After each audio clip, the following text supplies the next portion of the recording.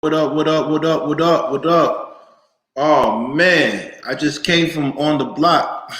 I can't lie to you. Pardon me. I just came from on the block. I hope I still look smooth a little bit, just a little bit smooth. I just came from on the block, and I can't front.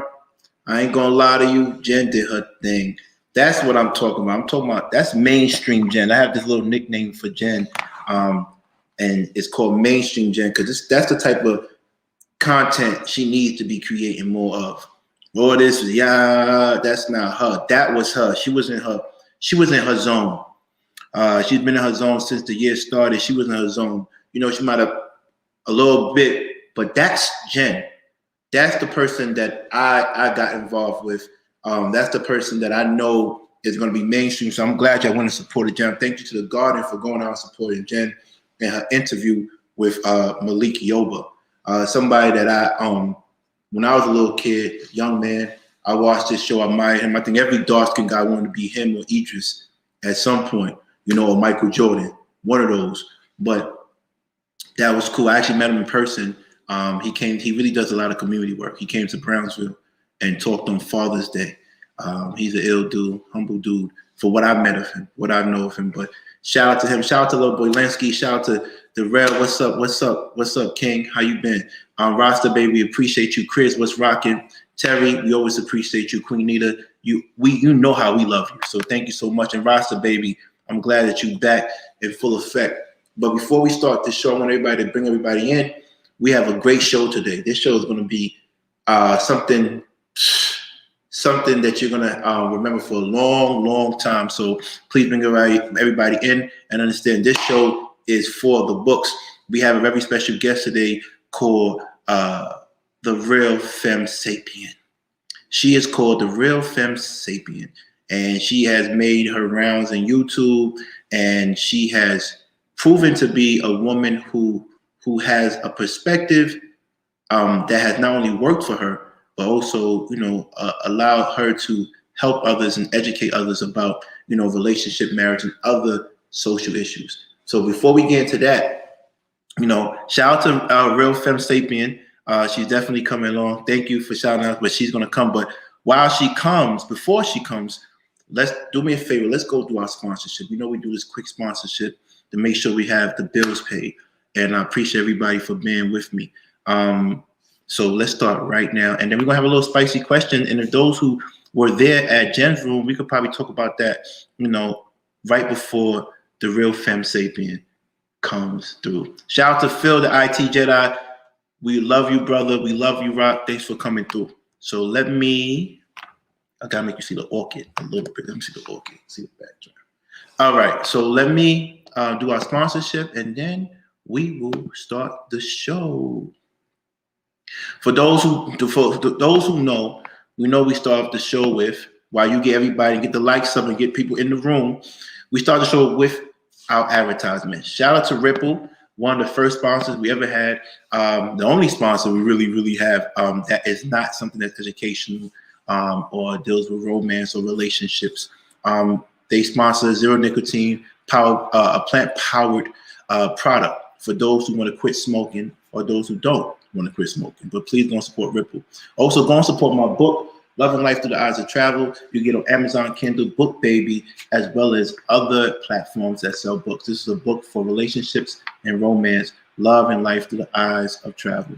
Also, go and support my brother Willie Dean, a book called Love. This is a children's book. You can get it on Amazon. And if you know Willie Dean, like we all know Willie Dean, he's an amazing father, amazing husband who dedicates everything to his family. Also, shout out to Terry Mera. Terry Mera is one of the greatest designers you might ever meet in your life. She was responsible for creating a lot of the merchandise, the logos, the emojis, anything that deals with conversation with King and other things dealing with my namesake. She's amazing. Please, if you haven't gone yet, please go and get this. I beg of you. Please go to bonfire.com, store Conversation with King, and get the merchandise. We have the hoodies, the t-shirts. Being great is the new petty. You know how we do. We try to get great and ignore the ops or the enemies. And also we have the King logos on there. So please go and support. Get your t-shirt, get your hoodie, get your crew neck sweaters, and know that this has come from a tertiary supplier called Bonfire. With that being said, I want to say I truly appreciate everybody for doing this whole thing with me. And, it's like we have grown so fast in such a short time. Also, for those who don't have it, go to King's Court, members only on YouTube. This is for exclusive content as well as perks as well. We want you to join the family. And the family, if you all know, is called the Garden.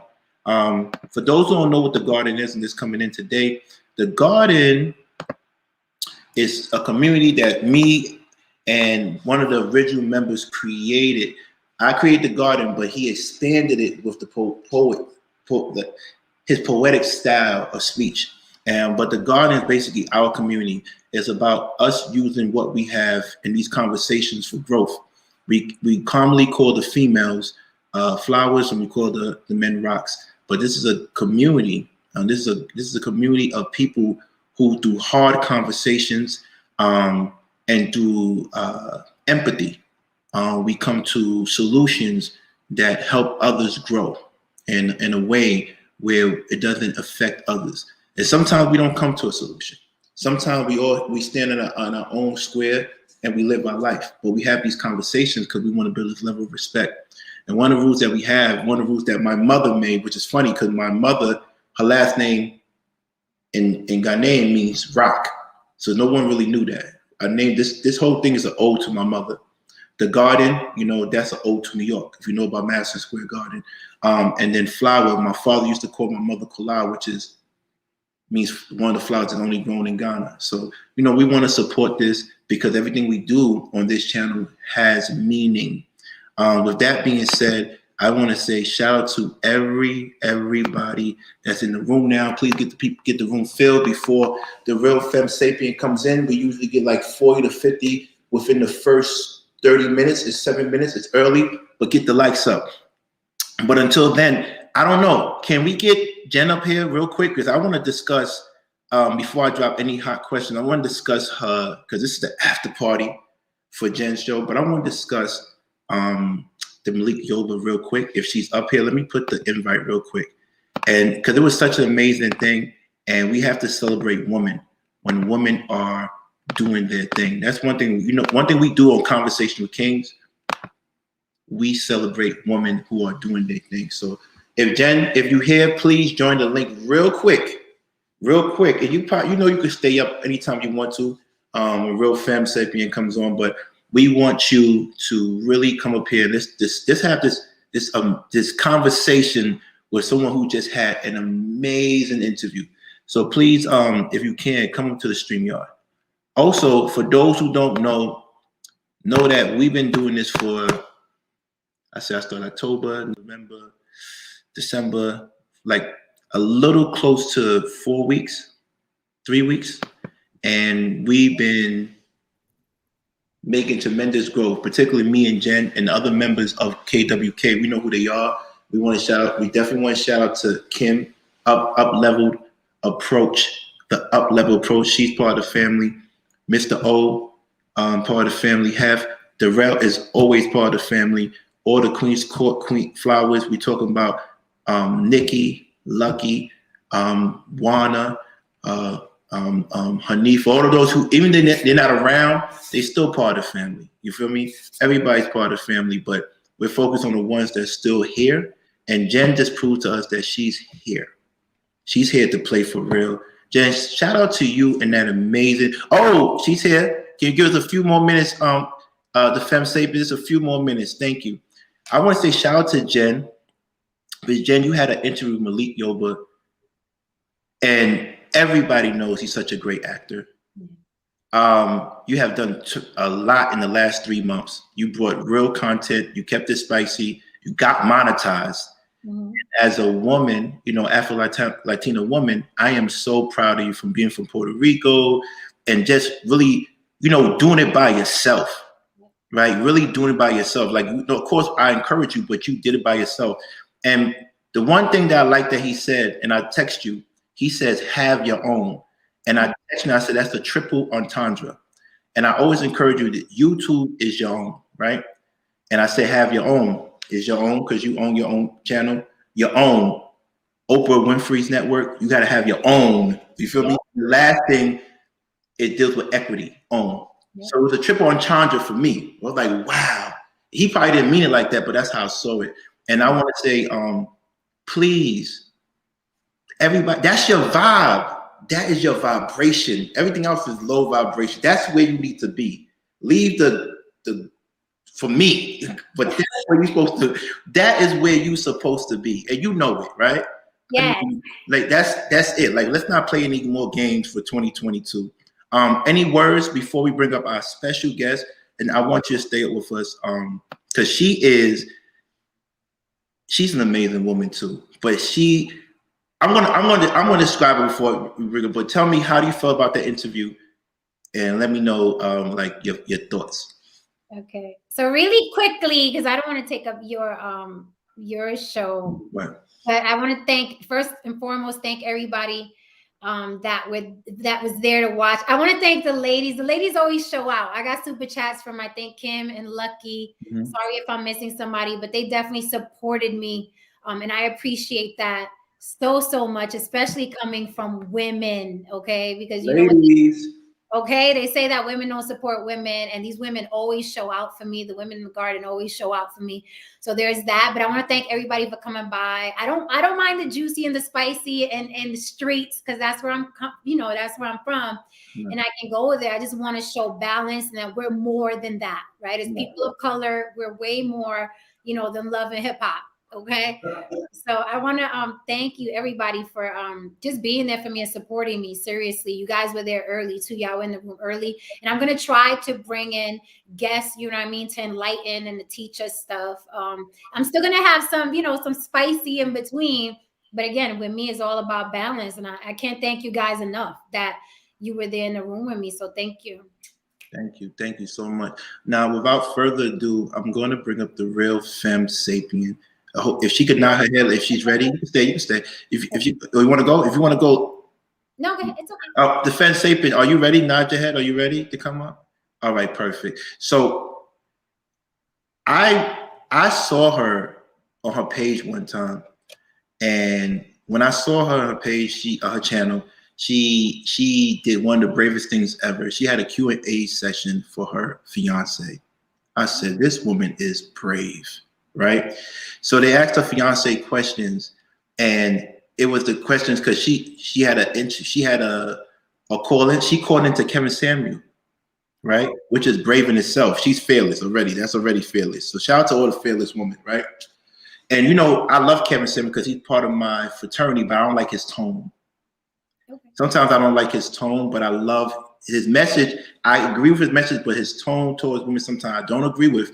But his message, you listen to message, like I always say, it's okay, but he's a frat member. Jan doesn't really rock with him too well, heavy either, but it's okay.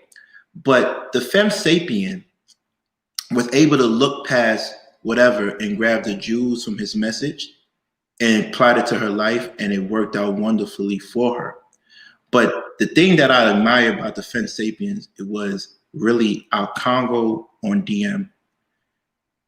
She managed to come off as an independent, strong woman that still has a true partnership with her husband. A lot of women nowadays, in my opinion, I feel like sometimes if they're in the shadow of their husband, they feel like they're not as strong.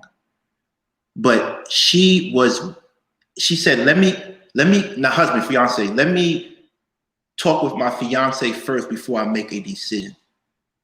That showed great unification, great partnership.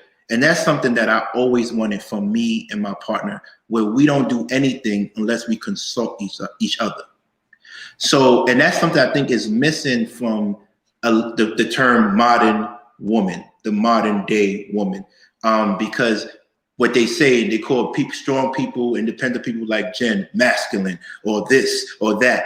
But if she's not masculine, she hasn't found a partner that will make her want to work with him in a way that is not intrusive, if you get what I'm saying, right? So that was so impressive to me, and I love the way they work together. And I wanted to bring her on because I think the things that she has to offer to the world might not be something that you agree with, but it's something for you to reevaluate how you look at relationships in regards to the realms of courting, dating, and vetting a partner. And it was something really, really, really, really dope. So without further ado, I'm going to bring up the real Femme Sapien. And please, Garden, show her love. Let's be respectful. And also, you know how we do. We always have people, we tell the truth and we ask critical questions. So, you know, Jen is here to represent the critical questions. And we're also here to make sure we gain the truth through conversation. So without further ado, the real Femme Sapien. What's up? What's up? What's up? Hello, that is quite the introduction. I don't know if I could follow up on that. That was a lot. Thank you. All right. Thank you so much. So I'm on the bottom, ladies on top. You know we want to put them on pedestal in our channel. So you want me to call you Ali or you can call me Ali. Okay. Half the people don't understand real Femme Sapien. I'm leading into human female nature that I believe exists biologically, and I go to college right now and I'm an anthropology major. So I just enjoy being an actual female human. And I think a lot of my life isn't contextual to the West. I'm very analytical when I look at female behavior. So that's where that's coming from. Okay, that's super dope. I appreciate that. So can you give our audience basically the bio of your channel and then who you are as a person, everything we need to know before we dive into these questions, these hard questions? All right. Well, I am an overcomer of many statistics. I grew up in a single mother home, lots of risk factors. Didn't really know my father. Grew up inner city in Florida. I'm Puerto Rican. I'm from Central Florida. So there's this town called Kissimmee right south of Orlando. And there's a lot of issues there. I don't know if people ever research it. One time I researched it for college and I found out in general, the state of Florida does really well with Latin education. We surpass the national average, but not in my city. And my city has a lot of single minority single mother homes. And so when I got older, I thought, I don't want this to be my life. No disrespect to my family. I love them. I know life is hard. I know we make different decisions. There's different consequences, but I wanted something different for myself. And I knew that I was going to have to be radically different. So I joined the Army, which is not something that most women typically do. And I got divorced a little bit after that. I got married in the middle, didn't know what marriage was. And now I'm here, engaged, regrouping, learning all the time. And then I try to teach other women things that have worked for me, maybe didn't work for me, but also differing perspectives, because it's usually not women's fault that they're failing at relationships. A lot of them are just kind of clueless. I mean, I would say the same for modern men. Okay. So, Ali, first question I got to ask you, is there a real term called modern woman? Or is that something the red pill or manosphere, they make up to give a scapegoat to why they're not getting the woman that they desire?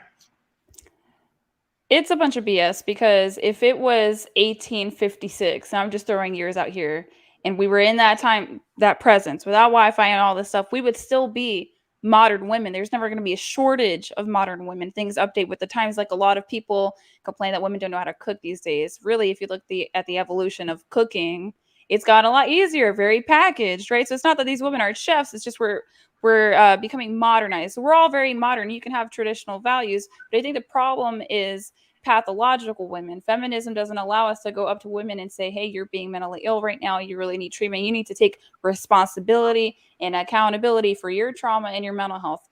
That's the problem. I always say that it's not the modern woman, it's pathological women, because sometimes you look at the decisions that women make. And I'm going to throw one out. It's a spicy example. It's not every woman, understand that. But women who are automatically taking men to court for child support, that they don't need to be in court. They could settle it on the side, but they don't want to. They want to have their foot on his neck. Like, that's pathological. Why would you selfishly pursue the father of your children? Because that's going to impact everybody, not just you, sis. Right. Okay. I kind of agree with that. I believe that, when you involve the court system when it's not necessary, not like Jen says, not all. Like she says, some, yes. Not all. So I'm gonna play something, and you and Jen, you're both Latina. I'm gonna play something, and it's going to, and I want to let me know if it's true, right? And how does it apply to how does it apply to marriage and relationships now, right? And so I like to play these little tricks. Jen doesn't even know what I'm putting on right now. I don't. She doesn't. She has no idea. All right. Black women are raised to be independent. Remember, let's be real. Say that again? Most black women are raised to be strong, tough, independent, and don't take no shit. If the daddy wasn't shit, I'll raise you alone by myself. Be a strong black woman. So they come into the game with their guard up ready. Spanish girl is raised to serve. They be cooking for their father at a young age, washing the dishes, washing the table, mopping all Saturday morning. Let's face it, they're raised to serve. If one time I swear to God, I'm at a girl's house having dinner.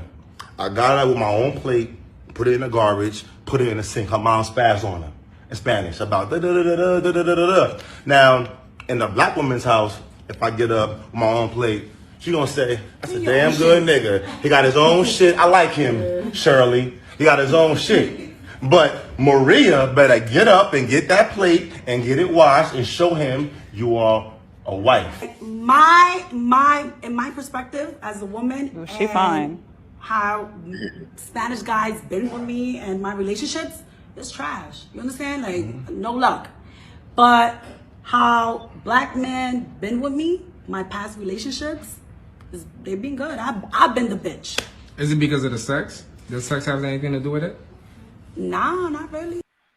Okay, let's just focus on the guy, what the guy said, right? To me, I don't get why he used black or Latina. I wish he substitute those words for traditional and modern women. Is that what they mean by traditional modern women? Women who have servitude to their husband, and when they say modern women, they're referring to women that give pushback to authority. And y'all both can answer if you want to, but let me know, Ali, what do you think? Well, I don't think he's right. I also don't think he's wrong. I think there are some cultural differences that are going to be a little bit separate from the Black community and the Latin community. So I'm Puerto Rican, but I grew up Black for quite a time in my life. My stepfather's Black. I got 2 Black brothers, right? And when people look at them, they're not going to say, oh, he's Black and Puerto Rican. No, they're like, he's Black. So I grew up seeing like the different dynamics and things like that. I will say I see a little bit of a breakdown within the Black community where it seems like the males and females are not getting along. I've seen something like that. But as for like women serving men in the Latin community, I'm going to be quite honest. If you look in the inner city, you're going to see minorities grouped together. If you go to New York City, you go to like the birth of hip hop and things like that. Like culturally, we cross. Socioeconomically, we cross.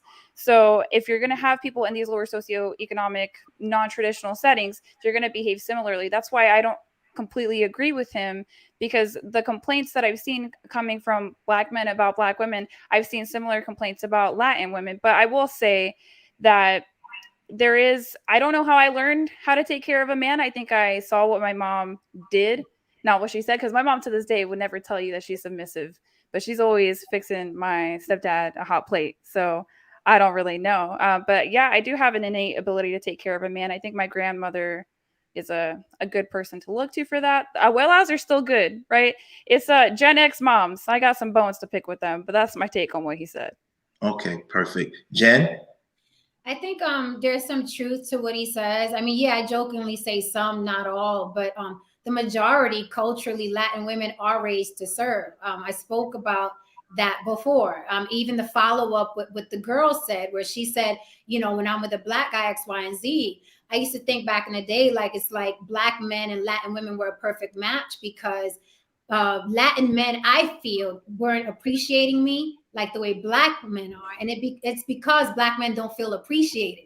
So you have a man who doesn't feel appreciated with a woman who's raised to serve. That's why, to me, it's such a nice coupling, right? Of course, again, some, not all. But culturally, yes, my mother would look at me and be like, aren't you going to, you know what I mean, cook that or clean that? Or like I said, we are raised like Latin geishas. I say that jokingly, but it's true. From a very young age, we are raised to serve men. So there's a lot of truth in it. So I don't think it's enough. I know you said, King, he should have just said modern women. And no, it's actually, I understand why he used Latin and Black, because even today in modern era, there's still Latin women today that is like, no, I'm cooking for you, I'm feeding you. Even when we hurt a man, we feel inclined to help him, even when we hurt them. That's how embedded it is that we are supposed to serve men. It's deep, even with modern women. My daughter's 28 and she thinks that. Now, is it because how I raised her? I mean, she's Black and Puerto Rican, so I also have Black and Puerto Rican in my family, but the cultural differences are significant. I don't want to ignore that. So we could safely assume that learning is not through culture, it's usually through proximity. Because what I hear is she learned through her mother watching, not what her mother said, Ali, but watching her mother observation, right? And also her grandmother, right? And your daughter, through proximity, she saw you being in service to men that deserved it, right? So that's how we learn through proximity, right? Environment. So this is where we get a little bit spicy right now, because we're gonna start early, because I don't know how long I have you ladies, but I'm so grateful to have you ladies, because this is going to be a learning moment for those who have a learning curve in regards to obtaining or acquiring the men that they desire, right? And today it's not going to be, we're not going to give any excuses. We're going to give the raw truth. Whether they choose to accept it is on them. We didn't say fact, we said truth. It's a big difference, right? Facts is backed by stats, and truth is an opinion, a perspective that you have on your own. So, Ali, can you give us the top 3 reasons why modern day women cannot get married or find the lover that they desire? I can try. If it's more, let me know. If it's more, let me know. Well, when I look at women who can't get married, I look at risk factors. There's a lot that goes statistically. I studied social work before I switched to anthropology. I was about 1 semester away from graduating. So you can basically see the outcome of someone's life a little bit. Not all people, but in general, like average is going to do what average does. Most people are average. That's just the name of the game. But you can see what leads them on these paths. So I'm going to say poor modeling is one reason. If you don't grow up in a traditional home, how are you even going to know what that's like? I've had women in my family come to me and try to talk to me about the things I say. And they're like, well, I don't think you're right. You're really young. How would you know? You're divorced. But then I'll turn to them and I'll say, well, what do you know about a healthy marriage? And it's straight up crickets. And they're older than me, you know? So it's going to be poor modeling. Part of it can be intergenerational trauma. Sometimes the intergenerational trauma can be due to large superstructures, right? I know that there's a lot more history that goes into that within the Black community that I'm not going to touch on because that's not my business. Right. But there's lots of overarching structures that can make somebody more likely to not be able to have a long-term relationship with another person. And sometimes that's influenced by society. And I want to say delusion, feminism, not planning. Those are some big ones. Do you want me to talk about all of that? Yeah, absolutely. You said delusionalism, feminism, which we all agree with, and lack of planning. Lack of planning, right. So the delusion is that women think they have a lot of time and they get a lot of attention and they don't get criticized. To criticize a woman is to hurt her feelings. And that is not really what we're allowed to do in the West right now, even if it's for her benefit. Because you, as a woman, you could have 2 kids with a meth head and your girlfriend, it's a 50-50 shot. She's going to say something to you about your decisions. 50-50. Women are really uncomfortable with hurting other people's feelings. That's why you can see that there are some obese children, because women can't withhold food from their kids, right? I mean, that's one thing. So women aren't getting honest feedback. It feeds into this sense of delusion that they're going to have all this time in the world.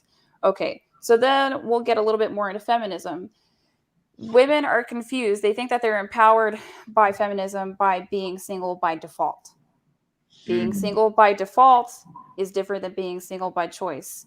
If you out here looking like Jen and you single, you know, you got some options. But if you're not going to be that quality of person, those options don't exist. They're gone. And these women don't find out. The last piece is going to be the lack of planning, because every woman, when you ask them when they're in their 20s, do you want to get married? They're like, oh, no. If you were to look at them in their face and say, when you are 60, do you want to be married? Who do you want to be around you? Do you want there to be children? A lot of them are going to tell you yes. but they don't know that they're already missing the bus. Wow. And that's everything I got. Wow. No, we're gonna unpack that because that was really good. So let me get it right. Poor modeling, basically non-traditional family structures, intergenerational trauma, delusion, because women don't actually critique each other properly or give the right advice for judgment, feminism, and the last but not least, planning, right? And that's the women who want to get married. And we know, Jen, not every woman wants to get married. No. Right? So, Jen, let's work backwards. Okay. Let's all three of us work backwards. Okay. Planning. How does planning truly affect the outcome of women being married? Whether they want to or they don't want to. Because some people don't plan to have kids. Some people don't plan to get married. Sometimes it ends up like that, right? I know people that live in New York that live together because they have to pay rent. They don't really love each other at all. This is how it is, right? Right. How does planning what's the impact on planning in regards to acquiring a lover or being married? I'm going to try to suspend disbelief. I don't think I'm a great person for the subject. I'm gonna be honest, because I'm not one of those women that's pining or the end goal is marriage or children, right? I'm not that woman. The majority of women are, right? So it's like, well, this is why I don't know. The short answer to me why not only women but men don't find who it is they want is because they're constantly looking for something they want instead of being what they want. That's the short answer.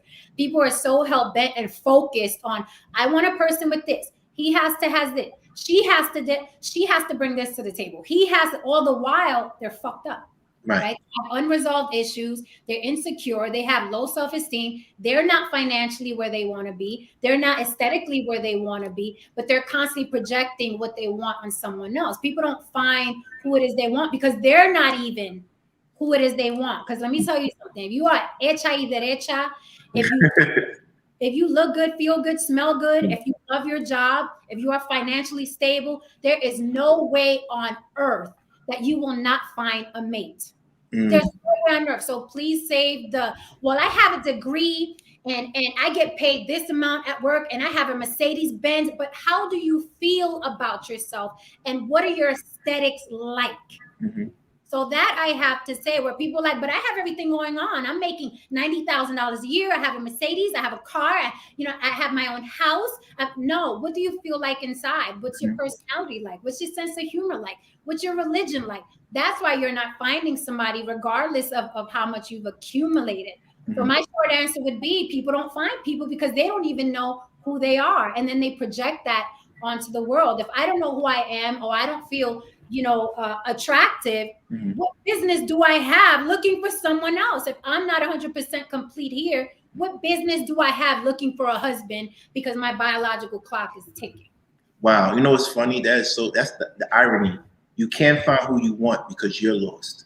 Yeah, it's like crazy. There's a lot of talk about like, oh, well, you can't get a woman because of X, Y, and Z, and you can't get a man because of X, Y, and Z. No, it's because you're not whole.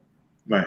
You're going out there looking for something to complete these holes. And that's why you don't find somebody. Because again, if you are physically fit, you feel attractive, whatever your attractive is, whatever your level of attractive is, you're financially stable, you are genuinely a happy person and sound, there's no way that people are going to ignore that energy. There's no way. So Ali, it's time for a little bit pushback. I love what your fiance said. He said, men, build yourself. And the woman, kind of like what Jen said, build yourself and the woman's going to come to you. But Jen is saying also, woman, build yourself and the man's going to come to you. So it goes both ways. So a little pushback to Ali. Not pushback, but if you want to have pushback for Jen, why is the onus on men to build themselves and not women? If you're talking, so you're talking to me, the question is for me. Yeah. Yes. Okay. Why is there onus on men? Because men made the rules about what men have to be, who they have to be, what they have to accomplish. Men have a burden of performance. When you think about the worst thing you can be in society, you don't think about being a homeless woman. You think about being a homeless man. Well, why is that? Right. It's the burden of performance. Right. So I think that's just tale as old as time. I agree. Build yourself up as a man, but professionally, so you can have some options. Because if you're performing below average, let's be real, your options for wives. I mean, most men don't even want average women. It's a 50-50 shot that a woman's obese in America right now. Like, let's be real. Okay. So Right. that's why you got to build yourself up. But at the same time, I think when women think about building themselves up, that's where they get confused. I talk about that women want 4 things usually. They want the husband, the kids, the job, and the body. Well, if you want all these things, you will not be getting any sleep. So what can you realistically have? So then women choose, okay, well, I want everything else, forget the body. There's always going to be choices in life that incur consequences. Mhm. So when women are choosing their path on how to build themselves up, it's like, no, what if you found a passion of fitness? What if you found a passion in a hobby? What if you really threw yourself into your feminine delights, your feminine talents, your feminine treats, instead of trying to go and be a hard-charging man? I think just have conversations with yourself on who you are and who you want to be as a woman and gear yourself toward that. If you're a non-traditional woman, fine, but have fun living your life. Okay. I definitely took from that the burden of performance, because I know me and my friends, I'm a graduate of Columbia University. My first master's from Boston College, a bachelor's from Boston College. And one of the things, my friends are all bankers. I'm the one that took the odd way around things, right? And they always say to me, hey, Mo, I didn't work this hard for that type of woman. What are we doing here? Like when we go to spots like restaurants or bars, I didn't work this hard for women. Like, I think we do work hard for options to have certain type of women that come into our lives. We work hard for that. And I think women know that, right? I think for me, here's the disconnect. You could work as hard as you want as a woman. You can get all the degrees you want. You can make all the money you want, but it won't increase your chances of getting the man you want. But for men, if we do that, it increases our chances to get the woman we want. It really does. Like, we learn that at a young age. Like, get money and you have a better chance of getting that girl you want. I don't know. What do you think about that, Jen? You spoke about the burden of performance. Well, heavy hangs the head that wears the crown. You guys want to run the planet. You want to. I love Jen's honesty. Then you put yourself in position to do that. Men are,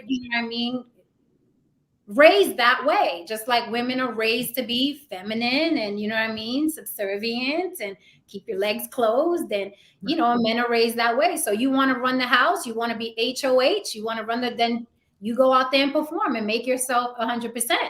Women don't have to perform at that level to get married and be happy and have a rich man. And that's just how life is. And I want to there's a disclaimer real quick, because I noticed the ladies get for some reason, these are trigger topics for them.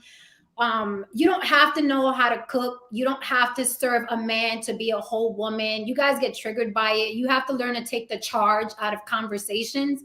Okay, so I see a lot of, oh, I cooked today, I deserve a cookie, or, oh yeah, here we go. It's like you have to take the charge out of conversations. And if it bothers you that much, then change some of the things that you do so you are that woman. I don't get the charge or why people get upset about these conversations. We're just talking about our experiences.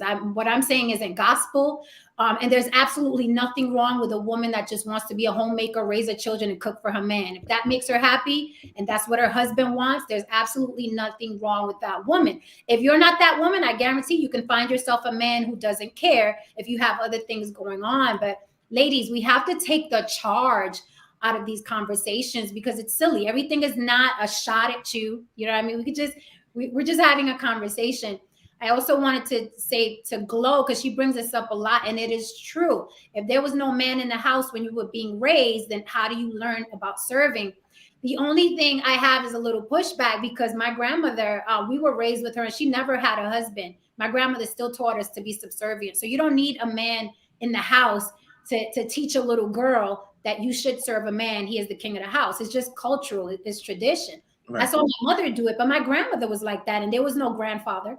You know what I mean? So that's just, you don't need a man in the house to teach a woman to respect the man and serve a man and cook for a man. You don't need a husband in the house for that. But I do understand that, if you didn't experience that, then you Right. probably didn't see it. But your mother still could have, I'm saying in general, not your mother, Glow, but your mom can still teach you, listen, this is how you behave in the presence of a man, especially when that man is yours, right? So I just wanted to put that out there. Like, we're not throwing shots at anybody. These are our experiences. Right. And it's just okay to listen and be like, okay, well, whatever, that's not me. I'm not cooking for a man. And you have every right.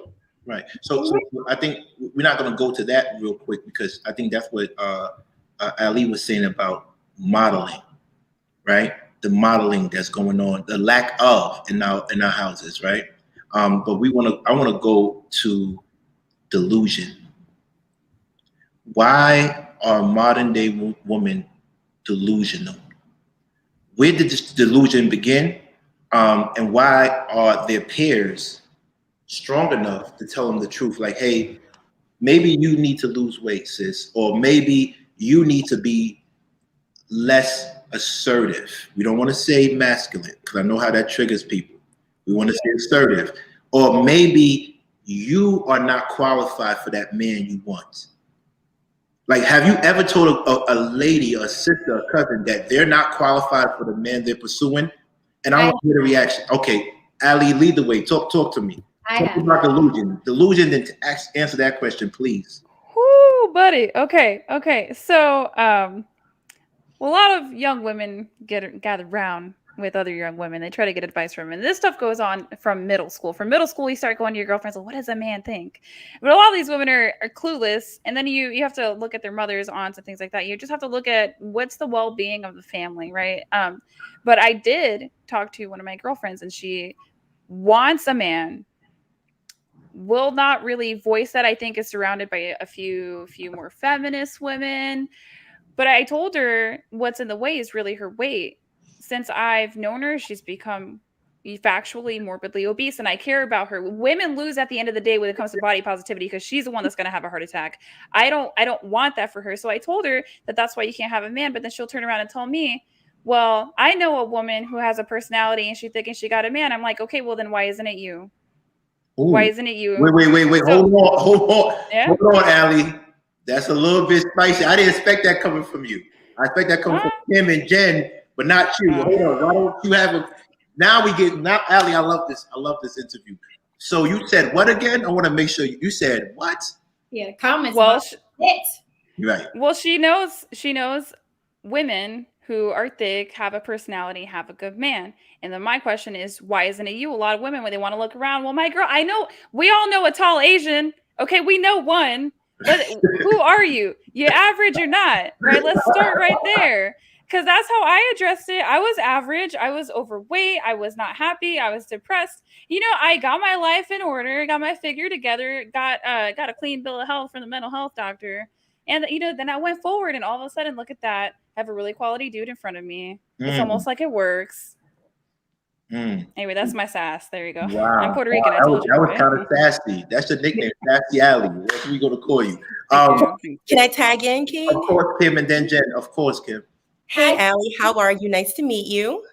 I'm good. Excited to see you. Love the lipstick. I'm a fan. Yes, thank you. Thank you so much for sharing your story. So I have a question, and you brought up a point, and I want to try to connect it to a point that was previously made. Basically, in my opinion, what you just said was that you focused on yourself. You were real with like where you were and what your outcomes were. And you understood that like the outcomes you were getting were not the ones you want.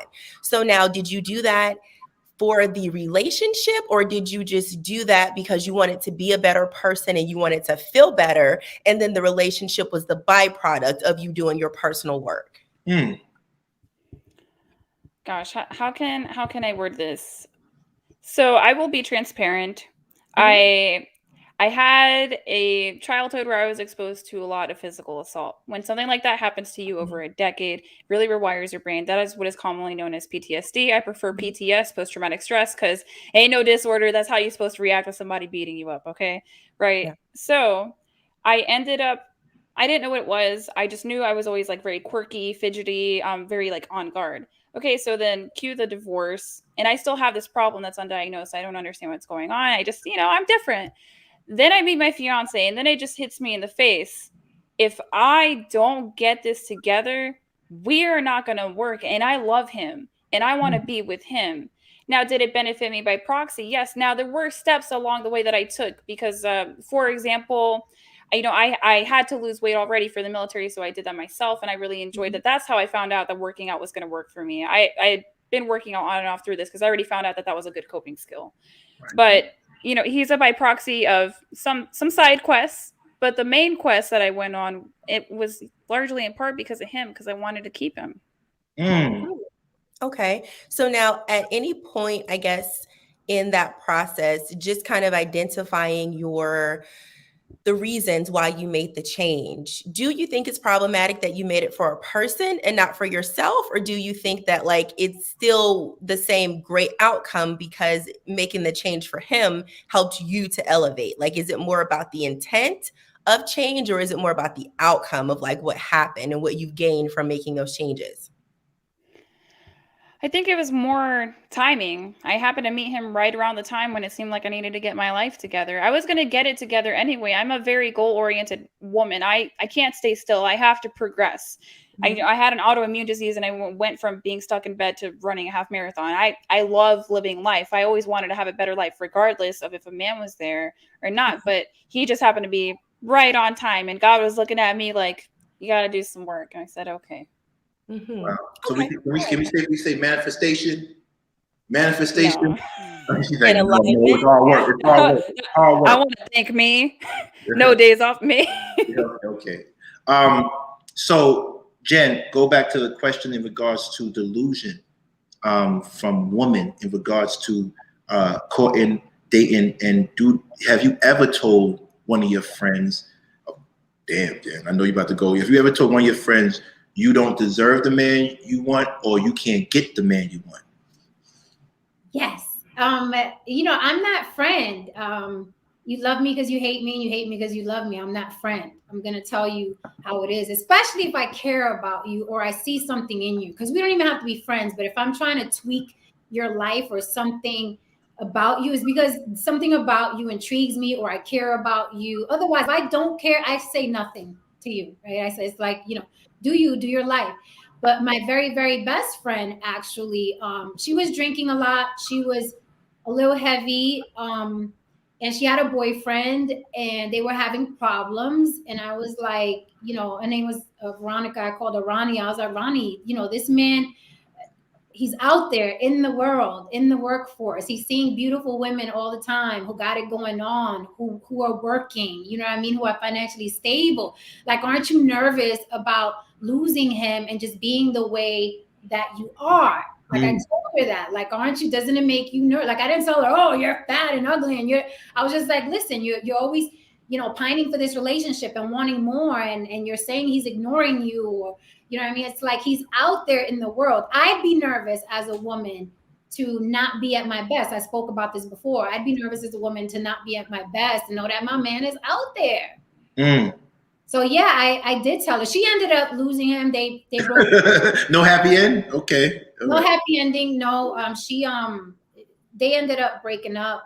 I love the question that Kim asked, because I went to anger management. I volunteered. It wasn't court mandated. I went. And I didn't do it for a man, but sometimes someone close to you suggests something, right? And when you care about them, you're like, okay, you're like the third person I care about that mentioned this thing, and you're absolutely right. So I went and fixed it myself. It's not all the way fixed. Do not test me, y'all. But I went and I said, I need help for this. I need to fix this. So I love your question, Kim, because it was for the greater good of me, regardless of who I'm with after the fact. You know what I mean? I'm a slower burn now. I'm still a burn, but I'm a slower burn, where before I was like 0 to 100. You know what I mean? 2.5 seconds. So it's important that you do things for yourself, but sometimes a person you love will be like, hey, what is that? What is that? Kim, have you ever told a soror, because she's an amazing sorority, have you ever told a best friend or a family member, you're not going to get the man you deserve? In so many words, I have.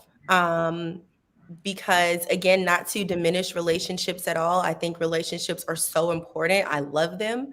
But I told them some advice based on just them not getting the outcomes they wanted, because I feel they weren't getting the relationship they wanted because they were not the person they wanted, right? There were some personality things there. There were some active listening things that were not happening. So I was just like, hey, you know, you're kind of contentious and you have these contentious conversations with men. Is that working for you or is it not? Because you can still say what you've got to say and be opinionated, but it's like the way you say it and when you say it and like how you offer it. I think I said last night that you can get more bees with honey than you can with vinegar. And, you know, I think it's possible to spread honey on a lot of what we say. You know, sometimes we do got to put some vinegar on it. Sometimes it's got to be hot and spicy. Okay. It just is what it is. But like, I've absolutely had that conversation and it went over well. But again, I did it from the framework of you're having relationship issues, but you're also having issues at work. You're also having issues with our other friends. You're also having issues, you know, with people within your family. So kind of fixing this one thing, tweaking it a little bit is going to get you outcomes in several aspects of your life. Like that's kind of the up-leveled approach, like looking at how you can make a change in one aspect or one part of your life and how it can just like affect everything. Right. So I want to go back to Ali. And you said that I'm taking notes. I don't ever take notes. This is what Jen does before she starts cooking up. When you see Jen start writing, then she go cook up. But you said you used the word criticism when you described delusion. And are women open to real criticism, or do they like to be cuddled by their friends? Because what I'm hearing, like what you and Kim said the same thing, but it was different tones. Totally different. Like Jen was the perfect combination of both. Like I'm going to tell you something, but I'm going to hit you where it hurts, but I'm going to say it nice, right? Kim is all the way nice. You went straight for the jugular, Sassy Ali. You went straight for the jugular. And why do you feel that? Do you feel that women can't take criticism and the tough criticism that's required for change? I don't think so. I'm sorry. This is just my opinion. I also coach women. I am also keenly aware that I would probably make a lot more money if I told them what they wanted to hear. That's how you make profit. That's why we have a lot of these fake femininity influencers right now. Like, oh, do this, this, and this to get a man. All right, honey, where's the ring? Where's the marriage? Where's the experience? Kevin, he done been there, did that, was married 2 times. Also, he's around these men. Right. He knows what they want. And so he's got like the experience for it. But some of these other women, I think they're really just faking the funk, and the women are eating it up because it feels good. But I've had problems, and this is why I say pathological women, where I will go up to a girlfriend and she's already ready to curse me out. And sometimes I get worried about getting hit. And I know that's exaggerative. I think it really depends on like where you grow up from. But some women just, they can't handle it. And I have a hard time too, receiving criticism just from my man. And he loves me and he takes care of me and supports me and wants me to succeed in many ways. But that's even hard for me. But there's been studies that show very intense female in-group preference. In-group preference is when you're very kind and accommodating and welcoming to people that are similar to you. Sometimes they look like you. Sometimes they share DNA. Sometimes y'all are in the same social groups. Could be political, could be religious. But women have this very intense urge to agree and side with other women. The reasons why, I mean, well, there's a couple, but that's just something that we do. And even though I do give it to women straight, it's because I need them to know that there's real world consequences. That's why I had to change my life, because I was looking real cold, real hard at being childless and unmarried. And I don't want that to happen to me. So sometimes you got to be real with them, especially if they ain't got a father around. Women are not as honest, right? Not all women. Jen seems to have it. And I also try to couch it as well for women, because if you come off too strong, they can't digest it. If somebody and that's all people. I hate having to break this down to just women. This is really just social psychology. Most people don't like to be confronted with things that are going to hurt their self-esteem. That's in general. So anyway, that's pretty much what I got on it. It's not just women. It's a lot of people. They don't want to hear the truth. But if you love someone, do it from a place of love. You usually can't go wrong. That's why when I talk to women about their weight, I just tell them, hey, I don't want you at risk for comorbidities and negative health outcomes. I love you. I want you to be around. Right. I got pushback for that because she just gave the way she described women is Kevin's entire business model. He's a what I would call a menemist, like a feminist, but he's a menemist. He literally tells people what they want to hear. And then she spoke about the profit of that, and that's how he profits. And he's also twice divorced. Had that been a woman giving advice who's twice divorced and unmarried, the first retort would be, you're twice divorced and unmarried. So how does Kevin get praise for that when he's a menemist and he's catering to people who fail over and over and over again? I'm confused. Absolutely. So I agree with you. Oh, sorry. Go ahead. No. I was just going to say, and to Jen's point really quickly, April Mason is not married, was married before, isn't married now, and has expressed that, like, if she, very similar to Jen, if she wants to be married, she can. At this time, she chooses not. And people tore that to absolute shreds. And I do think it's because she's a woman, because in a way, Kevin Samuel says the same thing and people don't attack him. I'm sorry, Allie, please go on. My apologies. Twice divorced is pretty good. I mean, it's a question mark. Right. But in all fairness, he does get pushback from women that actually mention that. Like, I know that he was twice divorced because every time he comes on, even people in his comments that pay membership to his channel say, you've been twice divorced. They mention it constantly. So we know that. But Allie, answer that question if you don't mind.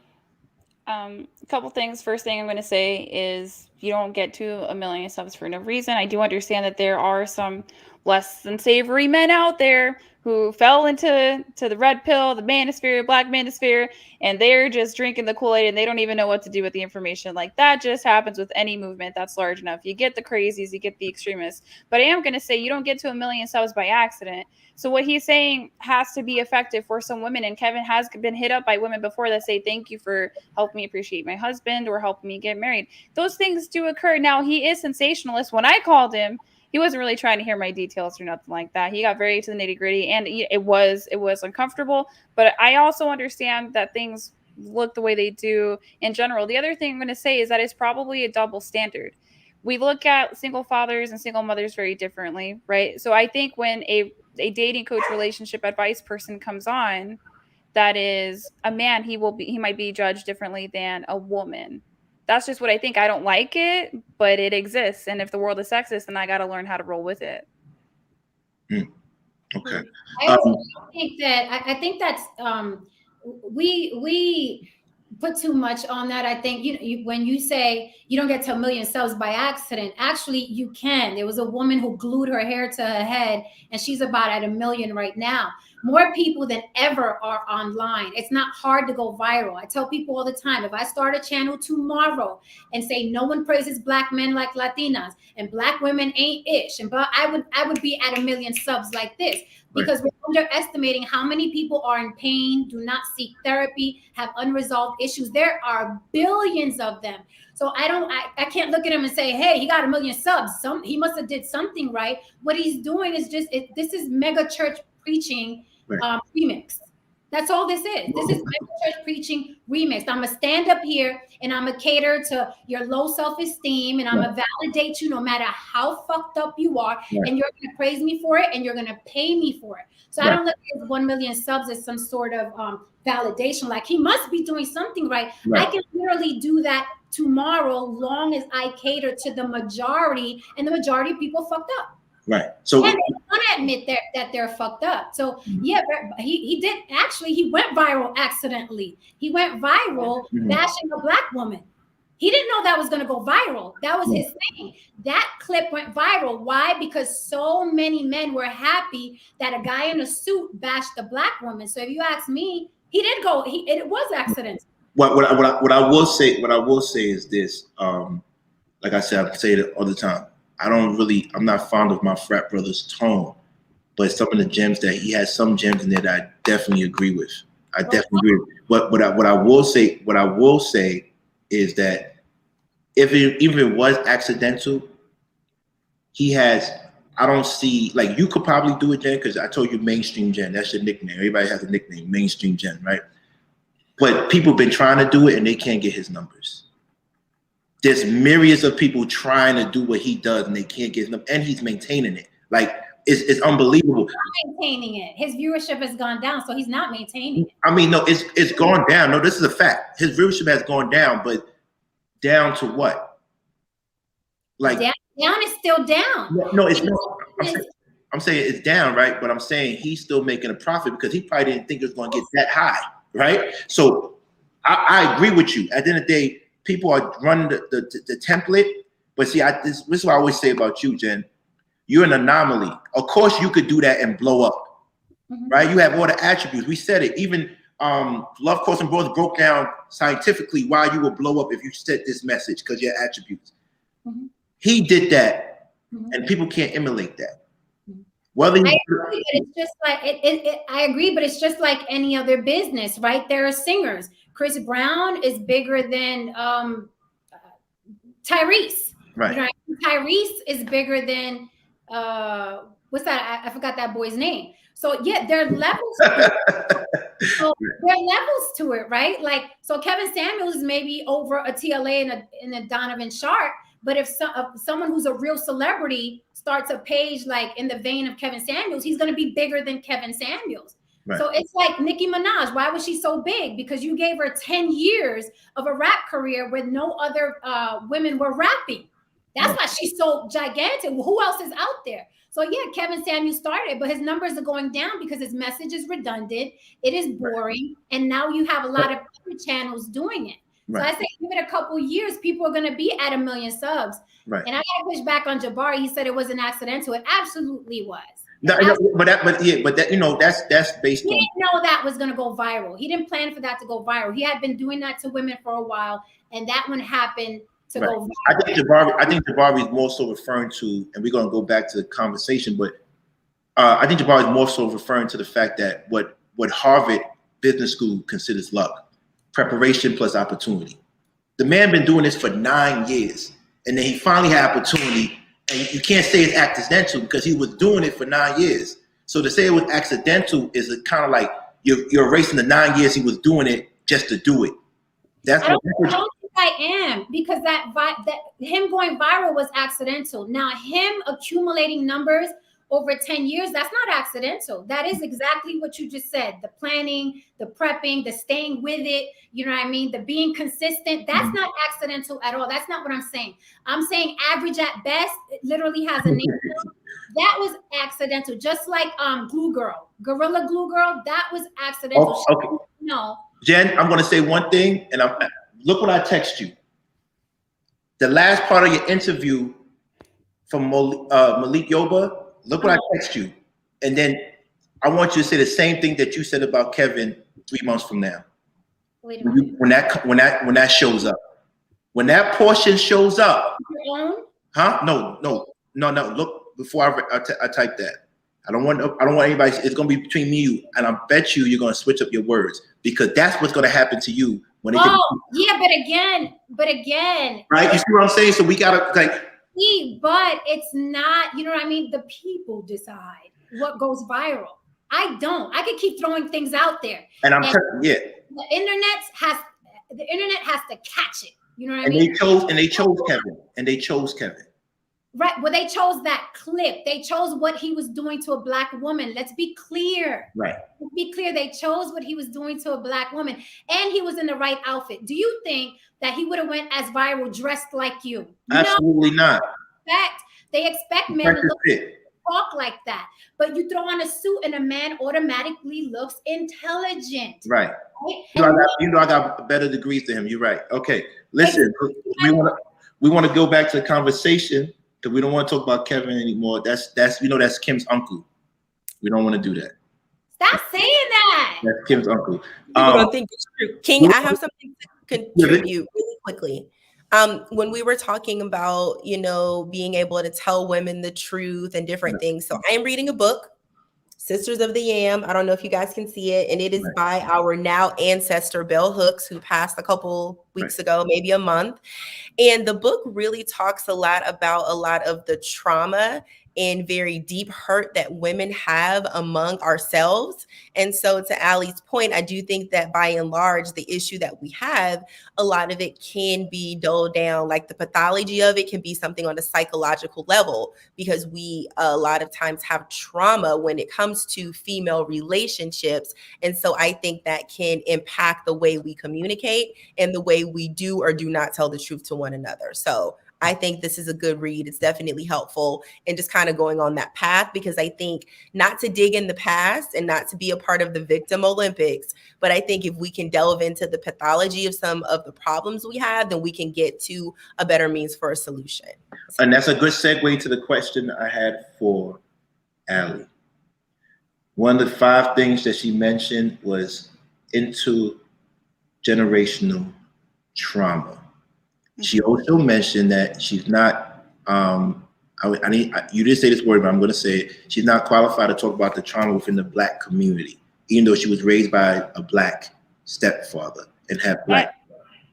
I could talk about it, but I'm honestly too light-skinned, and people would find me socially uncouth. Even though my brother is Black, I saw him be born, and I brushed his curls, and I loved him because he's my brother. But people are still going to say that I don't know. But I know that as a Caribbean community, growing up around Black communities as well, because we were living amongst each other, even some Asians up in there, we had similar intergenerational traumas that were common themes. Right. And so when I hear Kevin talk, sometimes that's what I see come through. And that's why I do value what he says. I know people have opinions and deliveries and things like that, but enough women have acted in the way that he describes them to. When I look at Kevin and what he tells women, I see the intergenerational trauma that happened in my family. Right. From my grandmother to my mother, my aunts, and then down to me, where I was at risk of dying childless and alone. That's why I like what he has to say. I know it's not popular. Damn, childless and alone. Right, but you know what I want to say. That's not what I would want. If it was a choice, that's different. Okay, right. Jen, I had no prospects, girl. I was drowning. All right. Right. So what I would say is that everybody has a spokesman, right? And I think whether the internet, whether the trolls or whatever, they picked him, right?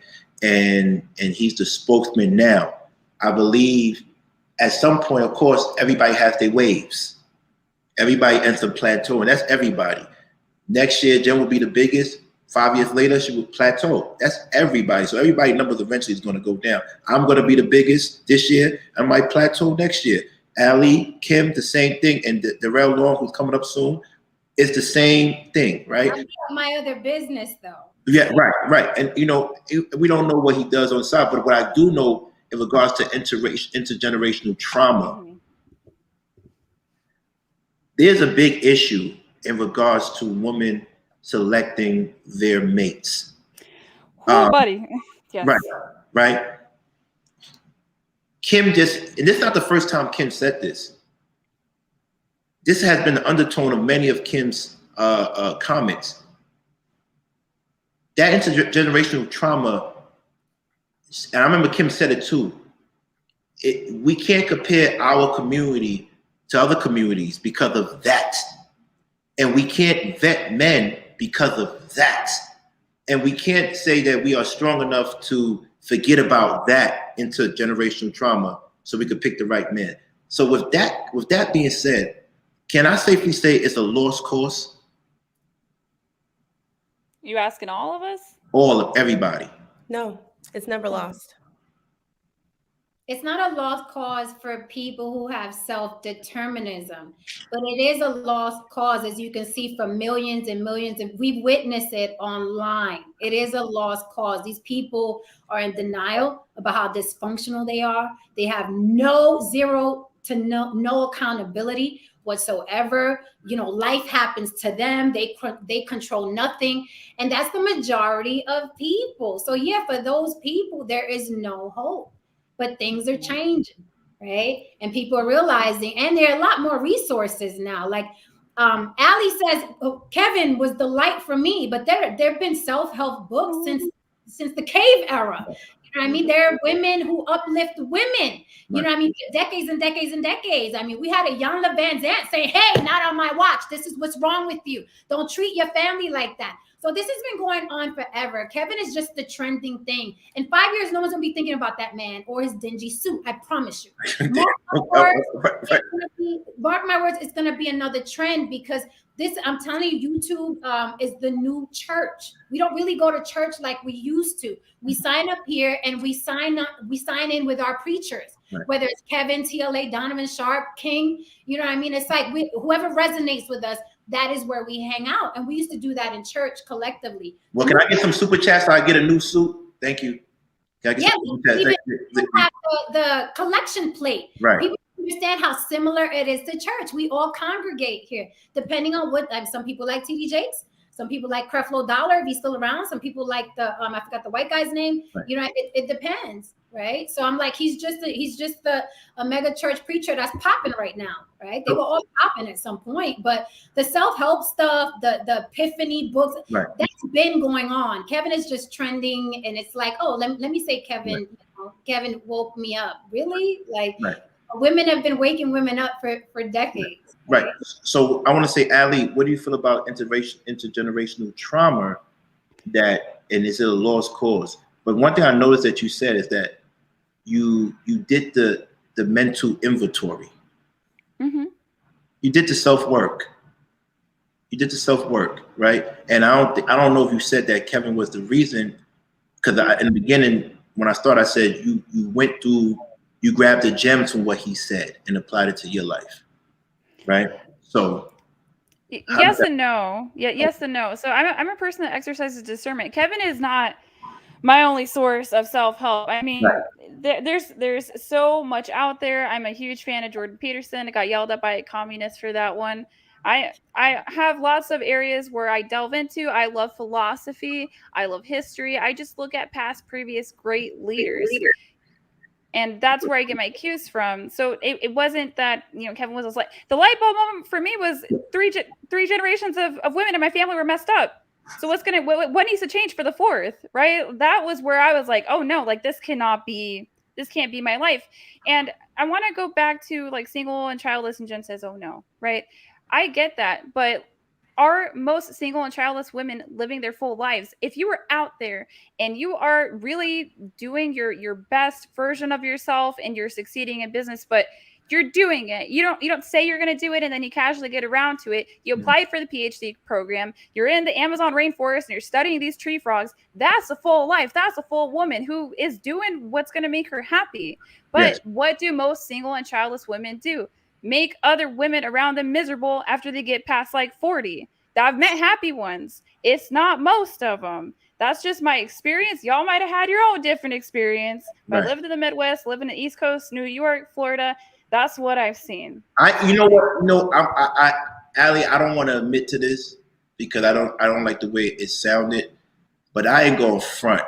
When a woman don't have what she wants by the age of 40 and up, she's miserable. She's mean. The DMV. It's the DMV. All right.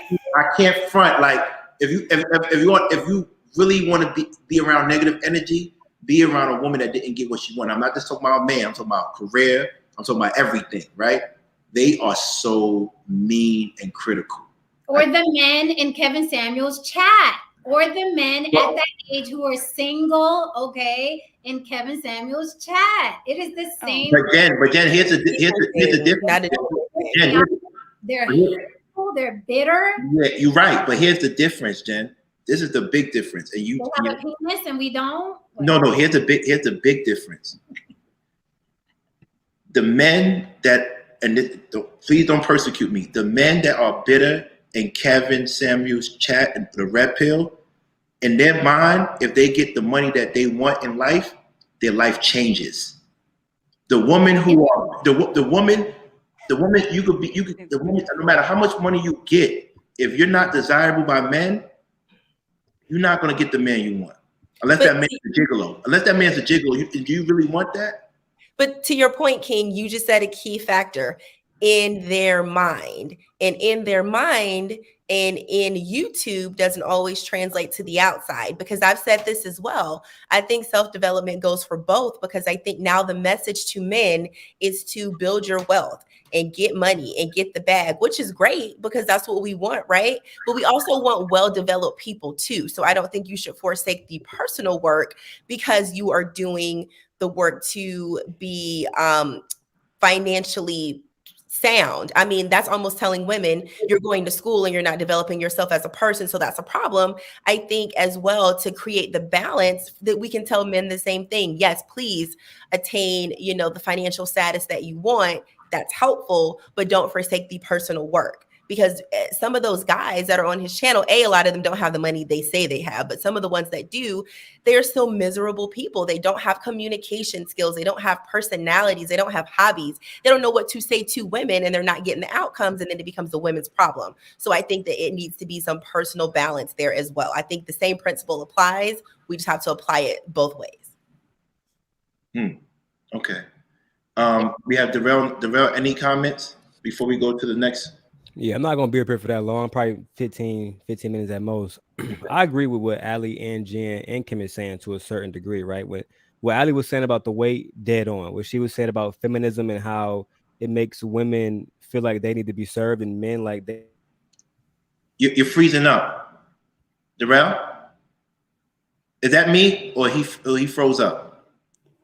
See, Kevin got better Wi-Fi. And we Yo, he's so. I'm a clown. I'm sorry, guys. Is it freezing up again? No, it's just you and your avatar. Oh, yeah. I cut the camera off because I wanted to make sure it's clear. Okay, say what you would say. I'm sorry. No, it's good. It's good. Ali, you funny too. Thank you. But no, it's like what Ali was saying was correct. You know what I'm saying about men and women with a certain weight. Men, the whole feminist idea being pushed on people and the ramifications of it being women want to be served but not servers, and men feeling like they only need to serve. I think that was right too. But also what Jen is saying about Kevin Samuels and his followers, she's been right about that since the chaotic days, right? She's been dead spot on about that, because how many dudes come up online and say, and women for that matter, say, I have this, I have that. And then you break down, like you pull one little fucking rapper back, right, and everything, just falls apart because they're not who they say they are. And Ali, I just got a new place, new Wi-Fi. So, right. So no, I was just playing with you. You got a real good radio voice. It's very, very smooth. If I was not engaged, I would tell you it's a sexy voice. But right. Thank you. I appreciate it, Ali. Don't feel the real. Yeah. I'm chilling now. But I want to say, like, I love the panel right now. I'm probably gonna get out of here because the Wi-Fi fucked up. I need to get an Ethernet cable and shit. Okay. But I love the panel. I love what you're talking about, Ali, Jen, Cam, and you, King. Just keep it up, and thank you guys. Peace. Thank you, a blessing, brother. Thank you. So what I really want to say is that, Ali, we know you're not his lawyer. We know you. We're not here to, you're not here to defend him. We want to talk about your principles. We want to talk about Ali's principles, and we want to make sure that we find out, okay, do we in the garden approve of it or we don't approve of it, right? So I want to ask Ali one thing, and she said. Can I say something before you ask her a question? Yeah. Ali came on here to speak about who? She came to talk about why modern day women are not getting married. Okay, but you said that she came to talk about who? She didn't come to talk about anybody but her principles. No, but didn't you say something about Kevin Samuels? Why? No, I told you to look at the video where she introduced Kevin Samuels and then her fiance came on. That's what I said. Because that was the basis of the fact that why I like what she said, because her husband was like, hey, I built myself up, and that's what attracted her, because her cousin. That's how the conversation started, right? She gave some of Kevin Samuels' talking points, right? I don't. Oh, Jen, those are my talking points. I didn't know that. I didn't say that. I have my own perspectives. I do play around on YouTube, don't get me wrong, but your girl, I get indoctrinated. I go to college. I know what a machine it is. I'm very hip to if someone's trying to convince me to think in a certain way. I got a bunch of different variations here. We actually would agree on a lot more points if we. I'm just asking because we have, and I love pointing out the clowns. Somebody named Timothy said, Jen, you obsessed with Kevin Samuels. Why? No one's okay. Okay. No, I was like, I didn't bring any smoke. I think Jen is fine. I don't understand. No, girl. I have no smoke, but I'm like, sometimes these idiots, these minions come on here to defend their cyber daddy, and we get a lot of this. Right? So I'm not obsessed with anybody. You know what I'm saying? And I'm from New York. I don't knock a hustle. Kevin has a hell of a hustle. So salute to him and all the money he's making. But we get his sons in these chats defending their cyber daddy. No one's coming for your cyber daddy, Timothy. It's okay. Yeah. But you really should be in his chat, not here. Why are you here? This is what I don't get about well, my question is, why are you typing? Why aren't you working? Why aren't you building yourself? Because my man got me at 50 because he worked very hard. I am talking about this dude was a janitor, worked in an ice factory, joined the military, undersea mechanic, and then all of a sudden, I show up like it's not a mistake. It's not an accident. So I find a lot of these guys out here complaining on the internet. It's probably not conducive to their life, but I want to talk about two things. Is that that's okay with you, King? Can I talk about two things real quick? Absolutely. About that, and before you say, let me say one thing. And I'm glad you brought that up, Jen. It threw me off a little, like what's going on? But then you put it back together. But I want to say, I was like, but Ali, I brought you up here because I believe, and everybody knows I'm a good scout of talent, and I believe that it's your principles. Is your doctrines that are going to be talked about in the next wave. You are the paradigm shift where, and everybody on this panel, all you women are the paradigm shift, right? And people are going to be talking about your principles and dissecting it and unpacking it.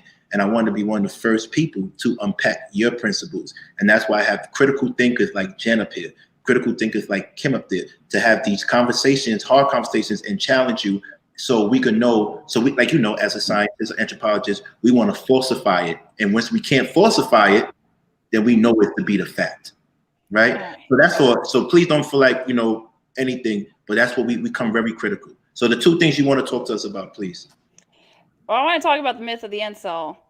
Just so that everyone knows, it's always been stiff competition for men. Most men don't reproduce. If you want to go down to the Neolithic, 1 in 13 men reproduce. So I don't care about your sexual frustrations in modernity. I don't care if men are upset that women are hypergamous. Do the work, you will get results. It's plain, it's simple. The thing is that these incels have keyboards and Wi-Fi now. Before, you didn't hear from them. They were working all the time. I'm talking 1500s, 1800s, things like that. But now they have a voice, and that's where a lot of that toxicity is coming from. And then I also want to kind of touch on the fact that only 18% of households right now in the United States are nuclear. So marriage, in my opinion, is a dying model. I do understand it is the number one cut and dry factor of a better outcome for children, but it is sort of becoming, I don't want to sneeze all on. No, it's okay. But it is kind of not for the average person anymore, marriage. I think you have to be worth something these days in order to be married, because it's a minority of people. Right. So those are some of my principles, some of my beliefs, but you wanted to pick my brain. Yeah, absolutely. You want to pick your brain because you're not one of those people saying something and didn't get results. Right? That's why I say you might be better than that other person. Let's not say his name, but you're better than the other person because you have results. You have results. And like Jen, she has results. She says, I'm not looking for it, but I keep myself in the best shape ever. I've worked on myself and I have options. Her thing is I have options. So whenever I want to, I can. Kim said, I do this for me because I don't want to be, I don't want to have osteoporosis and arthritis. And I do this for me. Right. And then if I want someone to partner with me while I'm doing this for me, then I can do that. But even with that being said, she's an anomaly. Most women think like Ali, right? The majority won't think like you, Ali, because they want the result. Because Ali, can I keep it real with you? Can I keep it real? Go ahead. Yeah.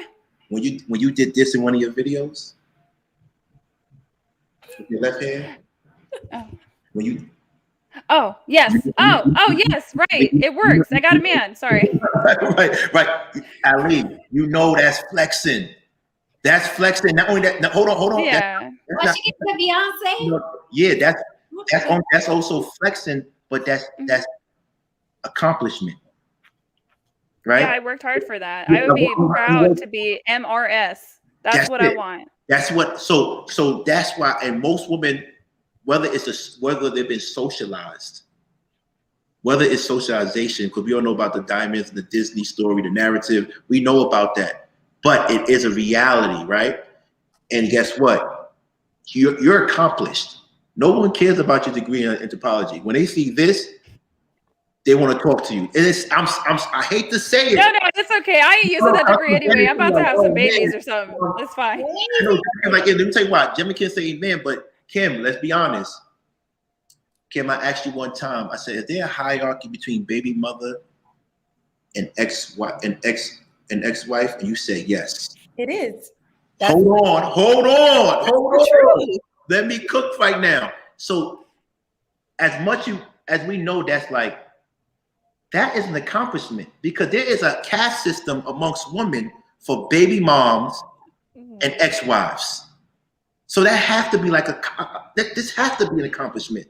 I get grilled for this now. I have women DMing me talking about he's going to leave me tomorrow. You ain't been to the courthouse. You're not legally married. You're lying to people. So I get heat for it now. Women judge.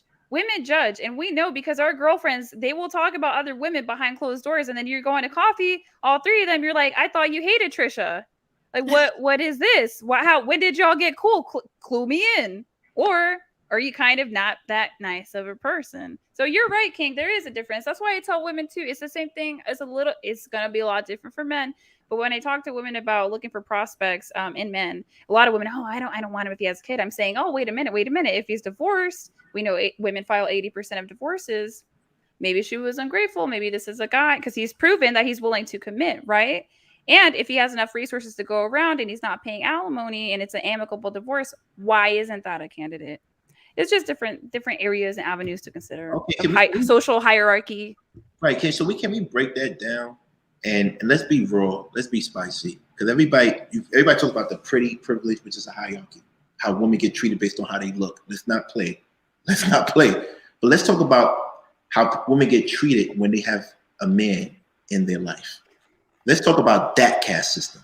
And let's talk about how modern women are allegedly, because I don't subscribe to anything. I'm king. I make rules. I don't subscribe to anything. Is that caste system real? And can you give me an example of that?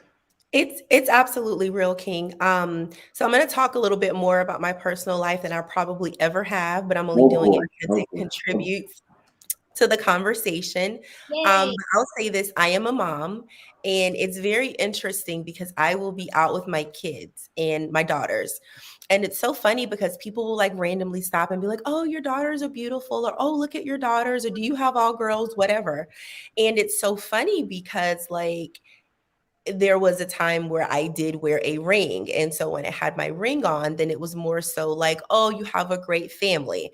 If I'm not wearing it, then people are like, I mean, I've literally had people tell me, oh my gosh, you're so strong to be a single mom. How do you? And I'm thinking, and no offense to single mothers at all, but I'm like, they didn't get here alone. And I'm like, their father is not with us because it's the middle of the day. He's at work. You know what I'm saying? But it's interesting. And so from like a social perspective, you definitely do get different, I don't want to say outcomes, because that's just social interaction that doesn't affect my life. But I do feel that people look at you and treat you in a specific way if they see a specific thing that they think represents you. Now, my life and things are kind of turning in a different direction. So these conversations are especially important to me because some of those questions in the future, maybe I am going to get, and people are going to have some, further questions about that. But, from a social perspective, being a wife trumps being an ex-wife, and being an ex-wife trumps being a baby mama. And this is social. And I'm not talking about people's value. I'm not talking about anything else other than I'm just talking about strictly social. Like people are going to treat you different based on that. Some people who don't know you. And I'm not going to say it is what it is because I don't think it's right, but it is where we are now. Like that's before anybody answers, please get the likes up. I told you I didn't want to go back to old King asking for likes. Y'all know better. We monetized now. We good now. I'm paid. I get my little 500 check from YouTube. I'm happy. You feel me? It doesn't change me. I'm still in a duplex in New York City. I'm living good. You know what I mean? Everything is everything. Remember, I'm not the other guys. I had the Rolly before I had YouTube. I was a high value before YouTube. Just letting you know, I traveled 40 countries before YouTube. But please get the likes up, because that's called virtual currency, and that's how you show appreciation for everybody taking time out to come and give their knowledge and their wealth of knowledge. So please show virtual currency. Give us some. You don't have to give me cash apps or super chats. I'm lying. I want everything. So Ali and then Jen at the end. But Ali, what is this caste system that I'm talking about and how you get treated? Because I feel like it's like I talked about not yesterday, but Monday with Kim, taxation. There's levels to taxation, right? There's marriage filed jointly. There's single. There's head of household. Then there's single, and then there's marriage filed separately. From the top to the bottom depends how much tax credits you get. In regards to socialization, how are women treated based on when people can identify them with someone else? So women are going to get treated, well, people are going to get treated in the most cognitively easy way to interpret them, and that's going to be stereotypes. People don't mean to be rude, not consider your personal things. It's just, that's kind of how life is. So what Kim is talking about, it is, people should not judge you based on how you look, but they do. And I know this, so how should I act accordingly? But if you want to know what the hierarchy is, and these things are probably going to be religious in foundation. In the West, you'll have to look at Christianity, and then in the East, you can look at, it's probably culture, because Buddhism is pretty non-gendered. You can look at Hinduism. So you're going to see common trends about what it is to be the highest woman. Well, the highest woman is typically going to be pure when she's married. She's going to be a virgin, and then she's going to have children, and there's not much question on paternity. And then after that, it can be a divorced woman and an ex-wife, maybe, but then her continent character is going to come into play because people are going to want to know, how did you handle that divorce? Did you rob him? Were you a good person? Did you forsake your children for your selfish needs because you were mad at him? What is the two sides of the story? And then you'll have a childless woman. That's going to be your baseline, your girl, until she gets to probably 35. And I'm not saying these things are right and they're not concrete. They just are. This is what I've observed. And then below that, sadly, unfortunately, would be a baby mama. But I think it gets worse. How many kids you have and how many fathers you have. I think that is the structure that I've seen in the West. That's what I think. Okay, so that is kind of true. So you're saying that, you know, and there's exceptions to the rules, but men do look at women that way, or treat them a certain way because of it. Do they treat them a certain way? No, because the goal, if a man is talking to a woman that he's not serious about, like, let's say this dude is just trying to get something for the evening. He's not really going to be honest with her on how he views her as a single mother of two children from two different fathers. He's going in for the objective, and the objective is the cookie. Some men aren't really that transparent on how they treat women. I think that's a problem with modern men. If you don't like me, don't sleep with me. Right? Let's just have common courtesy. What kind of human being is going to have sex with someone they don't like? That's crazy. Get out of my face. But men are doing it because apparently it's better than a hand. I don't agree. I'm guilty. I did it in my past. It happens. I did it in my past. I'm not gonna lie. And I think women do that too, right? Oh yeah. Right. Yeah. They do that too. So it's I don't know. Can I ask a question? Can I ask a real question before Jen answers her turn? To everybody. And y'all all been married. And two of you have been divorced, Ali and Jen.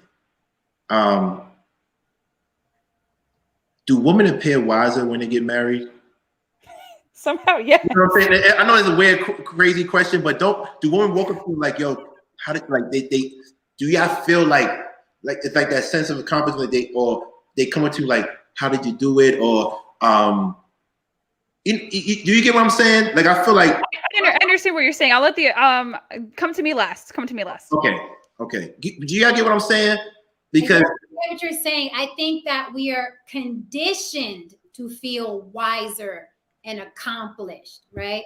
And to answer your question before, patriarchy and misogyny and women folding under that pressure has carried on for centuries. I keep it very, very simple. Short. That's the short answer. And women weaponize their ring like she ain't even married, girl. What does she know? Because it's important to them that some man took her from a street corner and decided, I'm going to put a ring on you. Here's your award for having a vagina. And women take that seriously. To me, it's like a bully.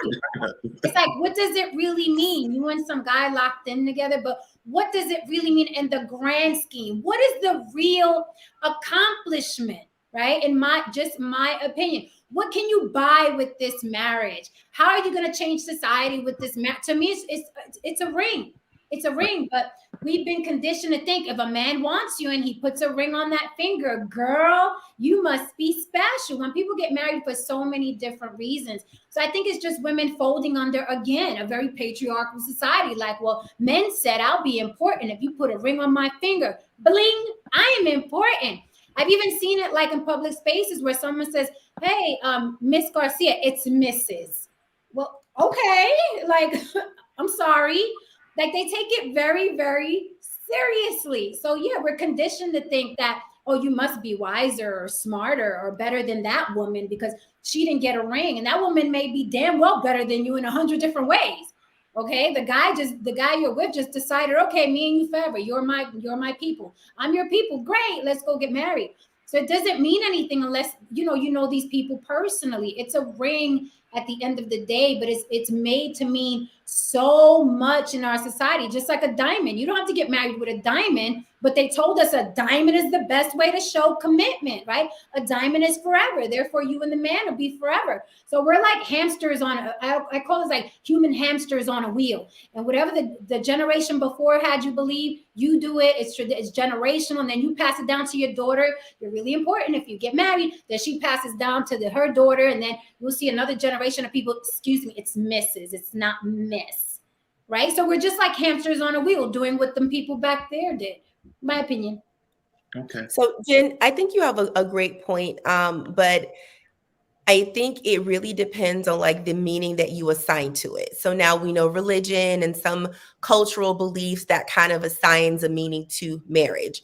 But I think as individuals, as a couple, you can assign your own meaning.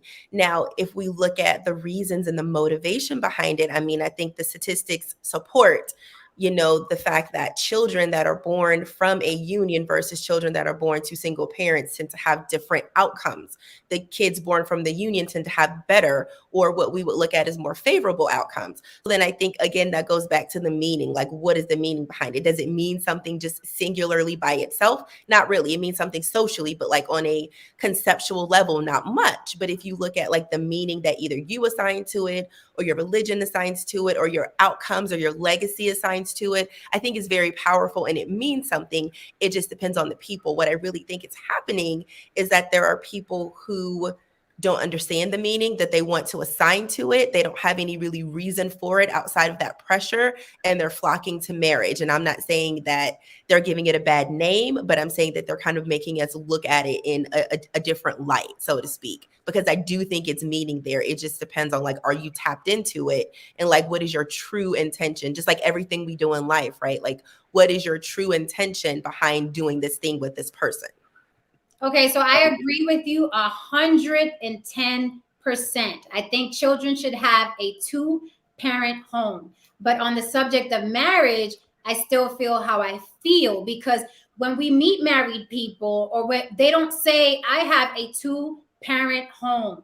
My man and I are raising a child. I got a ring, girl. It's Mrs. Like the emphasis is put on the act and not why you're doing it. So I agree with you. There should be 2 parents in the home. I will never, go against that. That is the best way. Shout out to single mothers and single fathers. I know it's hard, but it's better with 2 people, right?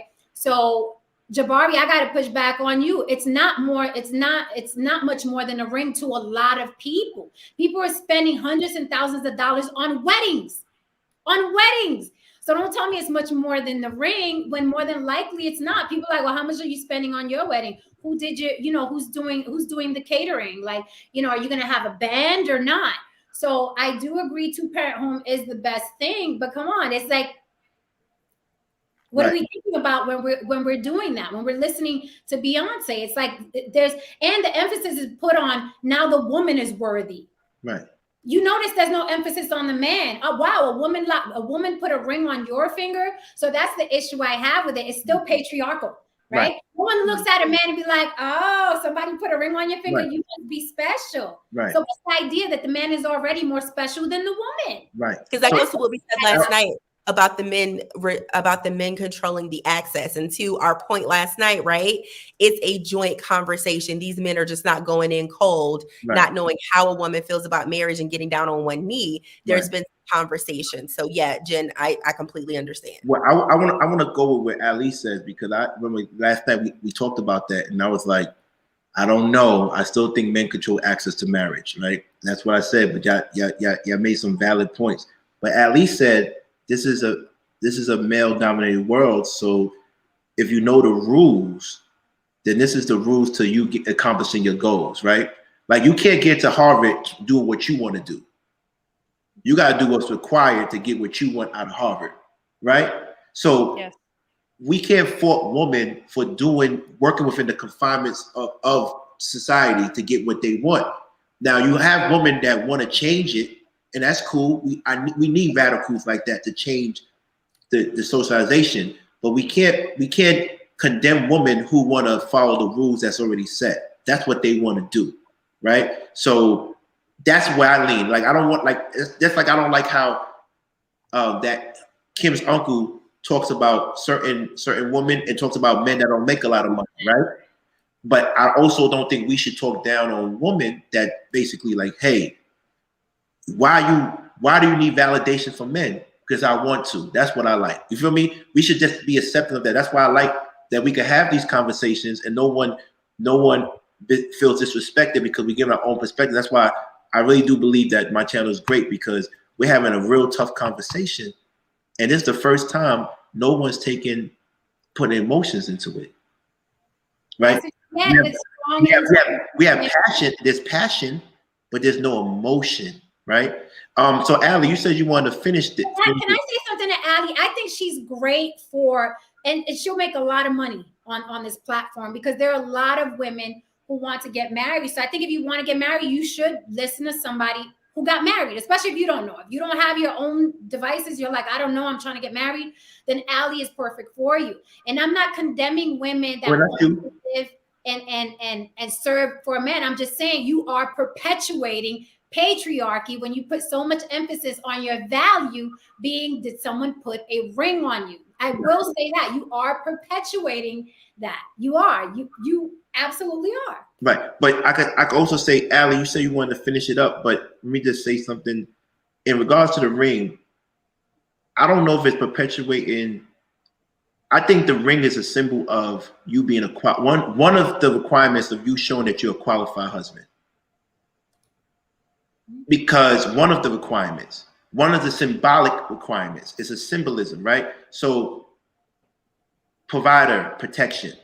That ring, the original meaning of that ring was if your husband died, you could pawn that ring and survive over it. Or if he ran away, it was something, it's like a dowry. It was like a westernized civilization dowry, right? Dowry, bride price. Yes, I understand. Right, you get what I'm saying? So it was a symbolic thing of saying I'm a provider. You feel me? So that's what I think it was. But you're right in the fact that woman, and the funny thing is it's patriarchal, but most of the stuff that condemn women is caused by women. Yes. Yes. So I don't know. I don't think we should be using the word patriarchal, misogynistic. I think we should force something else, because it's women that's doing it to women. I'm telling you. Yeah, but it's women folding under the pressure of patriarchy. It's women folding under the pressure of patriarchy, but it's patriarchy at the top. Okay. But it's women saying, well, I want to be wanted and I want to be chosen. So let me just, adhere to everything that the patriarchal society is saying, because how can I survive if I'm not one of these women that's wanted by a patriarchal society? Right. So, they could go out there and they could work hard for it. They just statistically don't. Women perpetuate what's already in the system. Women perpetuate it. All right, so Ali, finish up what you was going to say, then we're going to go to J. Brian Jabari. Thank you so much for the generous donation. Because of that donation, I'm going to buy a G-Wagon. Thank you. So I try not to subscribe to any kind of patriarchy, matriarchy, things like that, because I think it gets really convoluted, and I think some of these principles are more so from white feminism, and I don't think white feminism is really conducive to minority communities. Margaret Sanger was a eugenicist, and Susan B. Anthony did not care about the Black woman's vote. I don't trust these broads. Yeah, go ahead. You know, Margaret Sanger, she built the first abortion clinic in my hood, Brownsville, New York, Brownsville, Brooklyn. Imagine that. Why would they put an abortion clinic if they wanted to help the community? What's wrong with that? Brownsville, Brooklyn was predominantly Jewish, and she had issues with them. That's crazy. It gets better. Okay. It gets better. So I'm sorry, I had to drop that up. Give a shout out to Brownsville, Brooklyn. Go ahead. I'm sorry. Right. So when I think about the patriarchy, I think it gets confused with tyranny. A bad leader is a bad leader. A good patriarchal leader. That's how I got my iPhone. All right, that's how I got the air conditioning. That's how I have electricity, plumbing. Like, there's good patriarch. I want a patriarch to be in my family. Can I be a matriarch if need be? Sure, but I want my man to lead my household. And I think that's okay. And I don't think that's folding. And I don't think it's like I want to be chosen, although I do. I think it's fine if a woman wants to be selected by a man for marriage. I think also a woman has to want that man too. And I'm not saying one gets to pick the other, because I went up to my man. I went up to him. I said, I think you look good. All right. So, you know, you can take control in every different way that you want, but I don't try to entertain patriarchy that much, because it just gets really convoluted, because I don't feel oppressed as a woman. I've done it all. I've served in the military. I've gotten a college education. I've gone from, being disabled, not being disabled, surviving child abuse. I don't feel oppressed, and I don't want people to tell me that I am less capable because I am a woman outside of biology. That's just my take on patriarchy. I understand why some women really find it to be important to address that head on, because, if you're feeling oppressed, you're going to push back, and you should push back if you're feeling oppressed. Right. But we also need to evaluate, am I taking this too hard? Everyone's different. Those are just some of my beliefs when it comes to feminism. And, even before I was engaged, before I was married, I never subscribed to feminism, because it seemed like some upper middle class white female type concerns. I was worried about what's going on in my home. I'm not going to sit here and try to fight for the power. Like, what power? I have everything I could want. That's my perspective. I think feminism is needed in places where women don't have access to birth control, don't have access to healthcare, and in cases of really severe things, don't have access to abortion either, because some women really do need that. I mean, let's be real. Like, they need feminism. I think in the West, we got it. I think right now we're at an overcorrection, that is being responded by men with, we're not getting married anymore. That's why the marriage rates are going down. Men aren't saying yes. That's what I think. Take it with a grain of salt. I'm just a lady. Wait, okay, so Allie? I'm sorry. Jabari, you have something to say before? You have something to say for that, or can Kim drop what she's going to say real quick? Well, I was going to say something like that, but no, Kim can definitely make her point. Thanks for being a gentleman. I appreciate that. Mm-hmm. So no, I was just really going to say, Allie, to address some of what you said, there is some agreement there in the fact that feminism, kind of in the form that we got it, did not serve or does not serve Black women. So then you have people who came out with like the womanist movement, and there's a lot of Black feminist movements and literature. Think Alice Walker and different people along that path as well. But I think you really made a good point. And I think like the crux, like the foundation of feminism is to have the choice, and not like staying at home is wrong and raising your kids is wrong, or going out and working is wrong and not selecting anything, or selecting a man is wrong. It's just having the choice to do so. And so I do think that at that basic level, it did serve us very well, because again, there was a lot of social pushback and stigmatism on women doing some things that they had to do. And it's different in the Black community, because Black women have always been among the working class. There were points in time in history where there were some stay-at-home moms that were Black, but I mean, think, slavery, sharecropper, Jim Crow, women were always working. So I think we have a particularly different experience with that, because we have always been a part of the working class. But again, I think just the foundational parts of feminism that have helped us say, woman, you have a choice. What do you want to do? I think that's helpful. But then also to your point, okay, what do you want to do? And then how is that going to yield the outcomes that you want? Because many times I think in the overcorrection that you're speaking of, we are acting in one way and wanting a different outcome, and that outcome does not support what we're doing and what we're pouring into whatever it is we say we want. I mean, nowadays it's taboo to say, I want a man, I like men. I think men are awesome, you know? So I think like that's the overcorrection of it. So we've got to get more to like a very balanced place. So Jabari, thank you for letting me give my 2 cents. I appreciate it. You are a guest on the panel. We've been up here running our mouth. So thank you so much for that. I think men are amazing. No, don't say it, Jen, because me, Ali, and Jabari about to jump you right now. We got.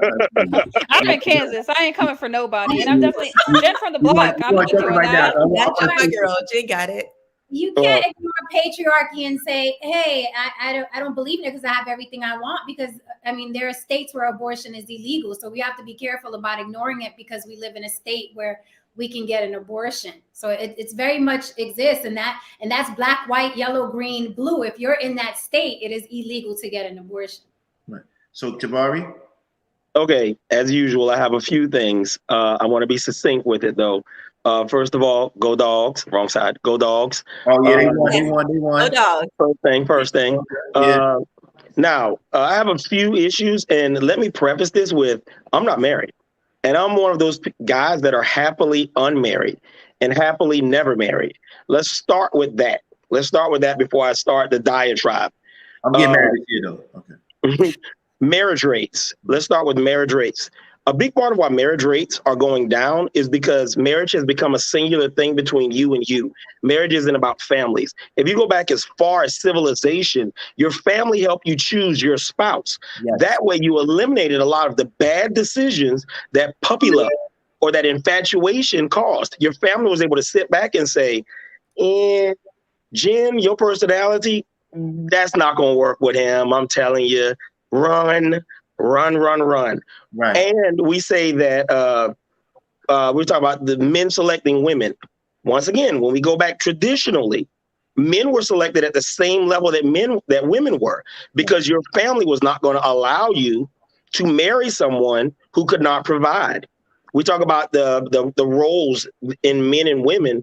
If you were not a provider, nobody was going to let you marry their sister, their wife. I'm sorry, their sister, their daughter, their even their cousins. People just did not allow that. Right. Another thing about the institution of marriage, the point of it, I think we get caught up confusing this modern enhanced boyfriend-girlfriend thing that we call marriage now, the piece of paper, with the institution of marriage.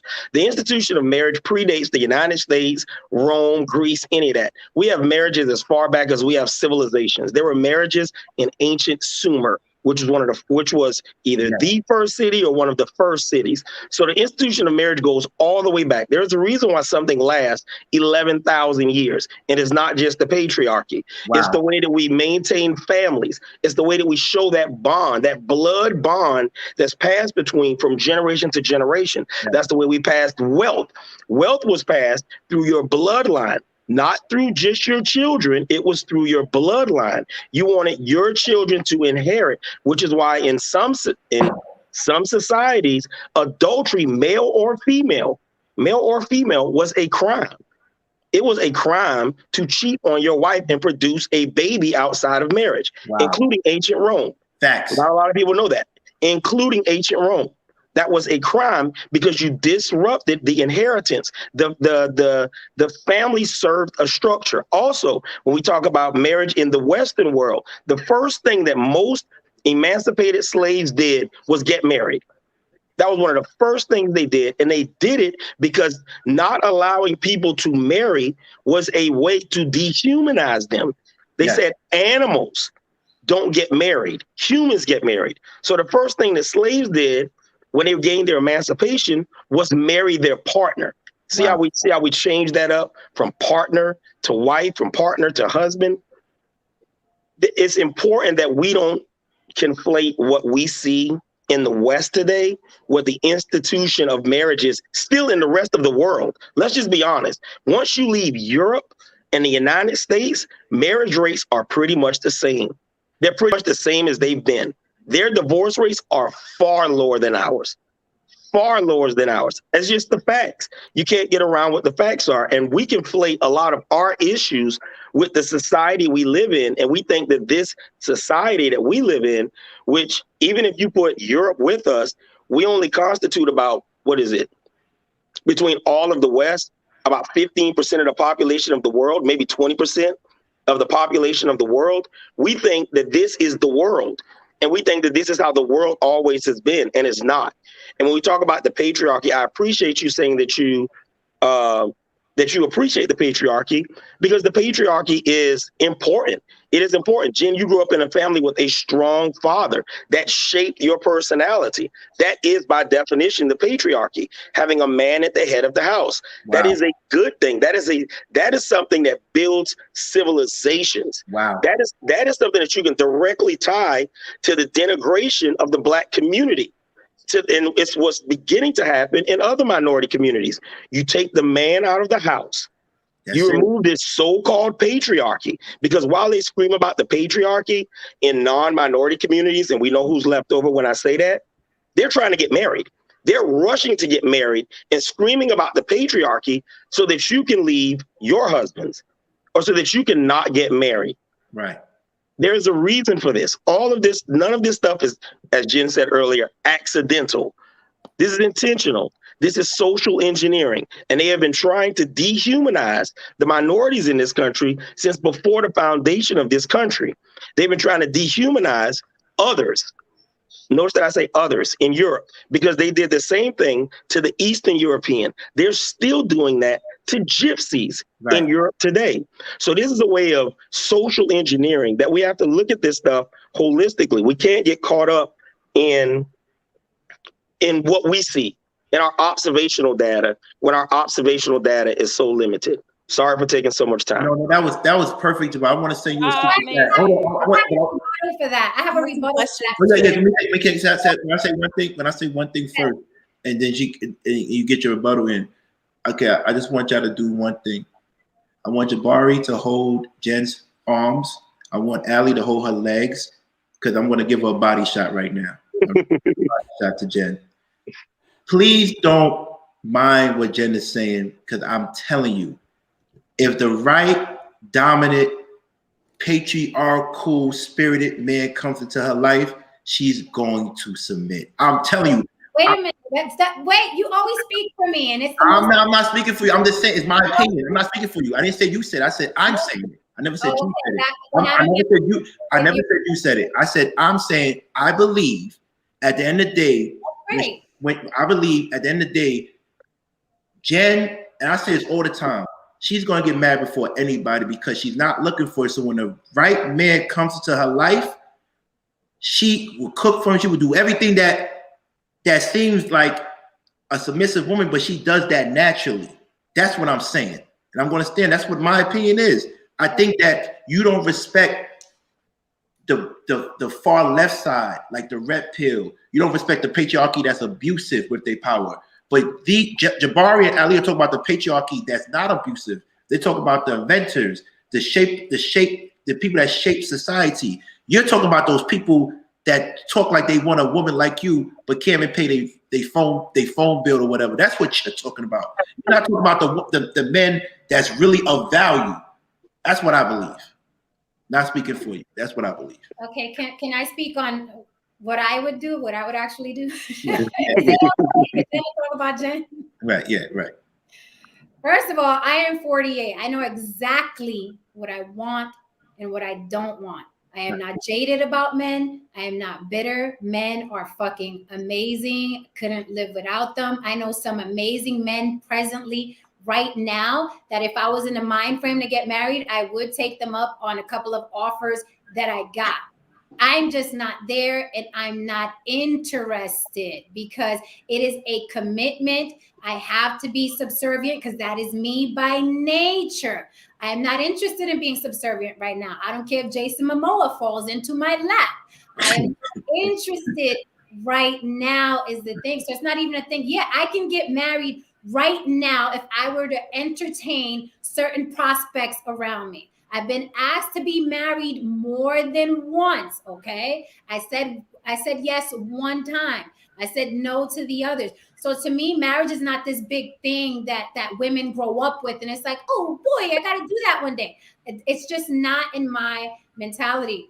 I wanted to rebut on Jabari, because I think it's a beautiful thing when people come up here and talk about what happened 11,000 years ago and what happened on the plantation, and we're conflating. The truth of the matter is, factually, we live in the United States of America, right? And everybody falls in line with the laws and the traditions and the rules and the holidays in this country. So what they did 11,000 years ago in Europe has nothing to do with our reality or why we do what we do here, or why women ask how many carats is that ring, girl. She's not asking that because 11,000 years ago, people were getting married. So it's not about conflating. It's about what is our reality here? What country do we live in? So we have to deal with here. It's great that the slaves fought to get married, but what are we doing here right now with what we have, right? So we can't say that patriarchy is always a good thing. It was great in my family, but you have to admit that patriarchy in this country where we live, not 11,000 years ago, has been a negative for women, to the point where it is illegal to get an abortion.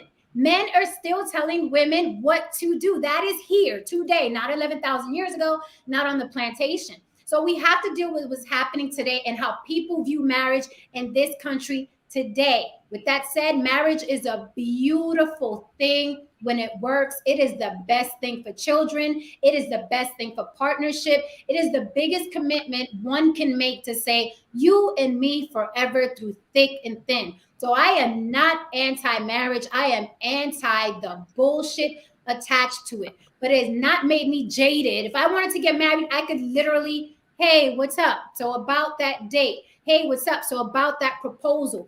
I don't want that. But yes, if Jen woke up tomorrow and said, oh, I think I want to, clean a man's dirty underwear for the next 40, 50 years, I can arrange that. I do not want that right now at this point. Maybe check me in 10 years.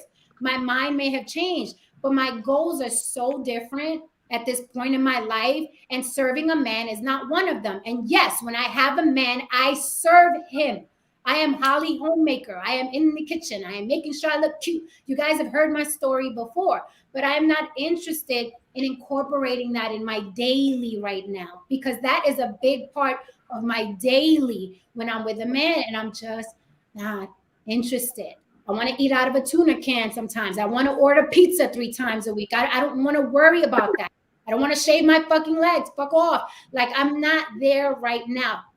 But when I am, I'll be back to, the little apron and stuff, because I enjoy that stuff.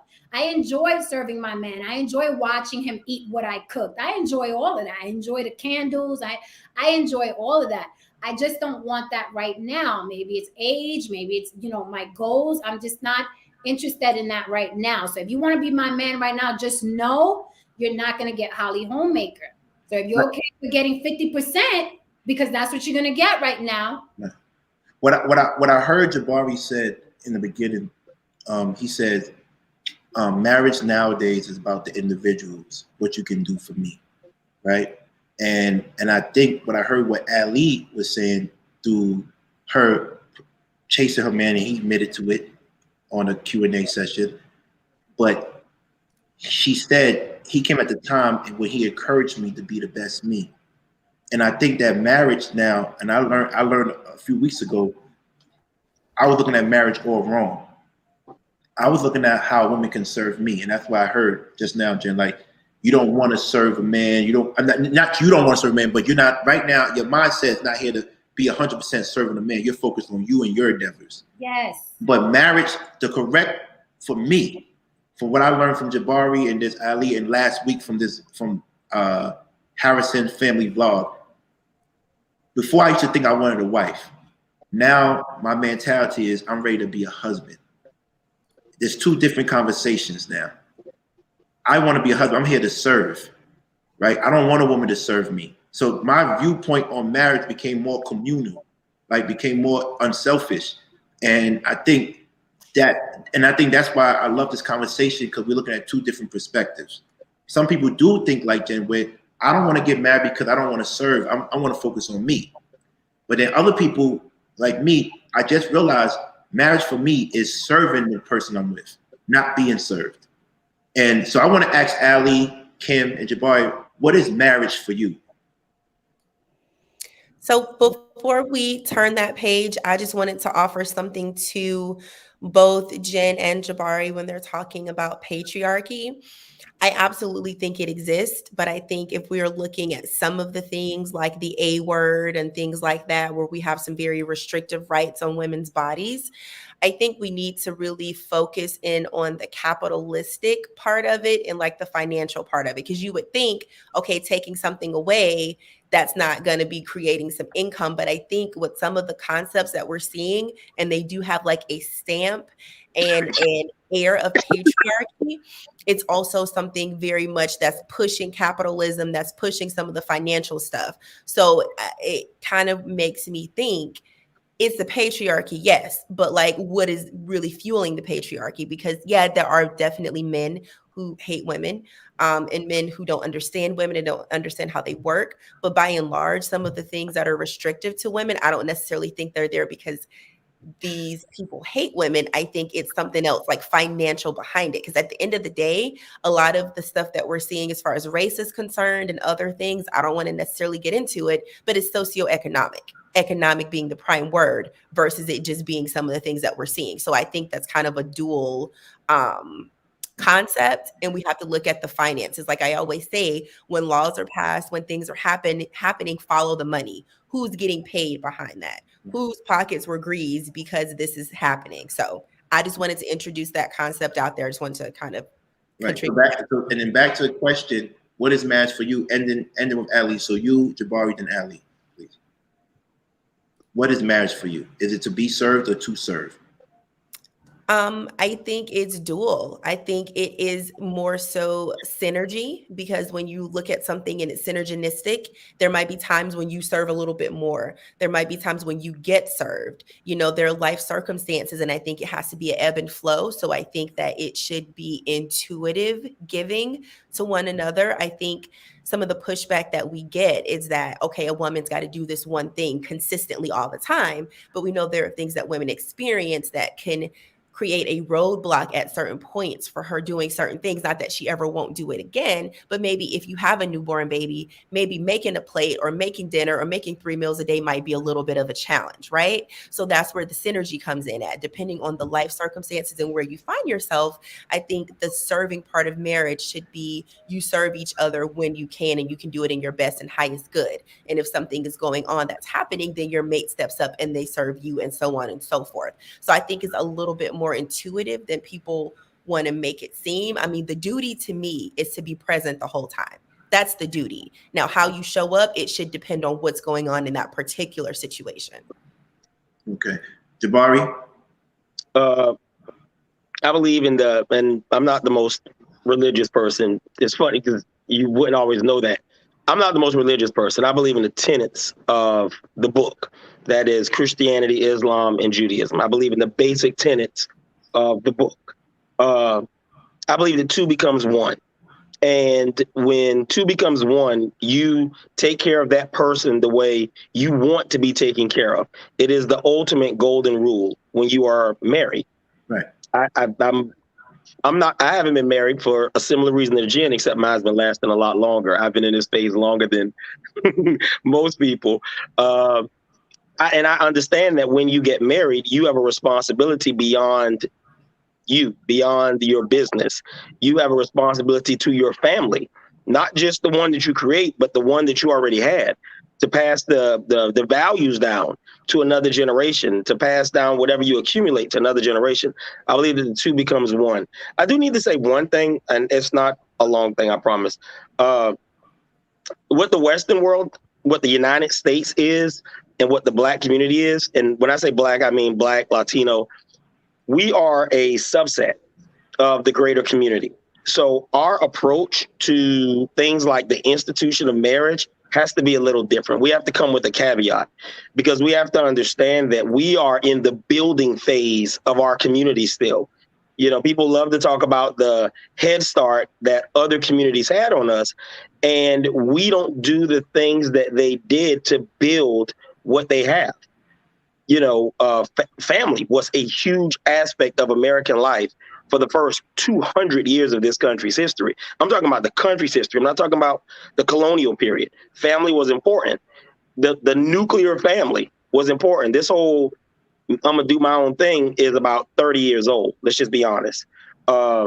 So when you talk about marriage, I think when my definition of marriage is the joining of two into one, two families into one family, two people into one. And that means you give more than you receive because you would want that. You think about what you do for your body, you give it as more than you get from it. And if you don't give more than you get from it, you will get less quickly.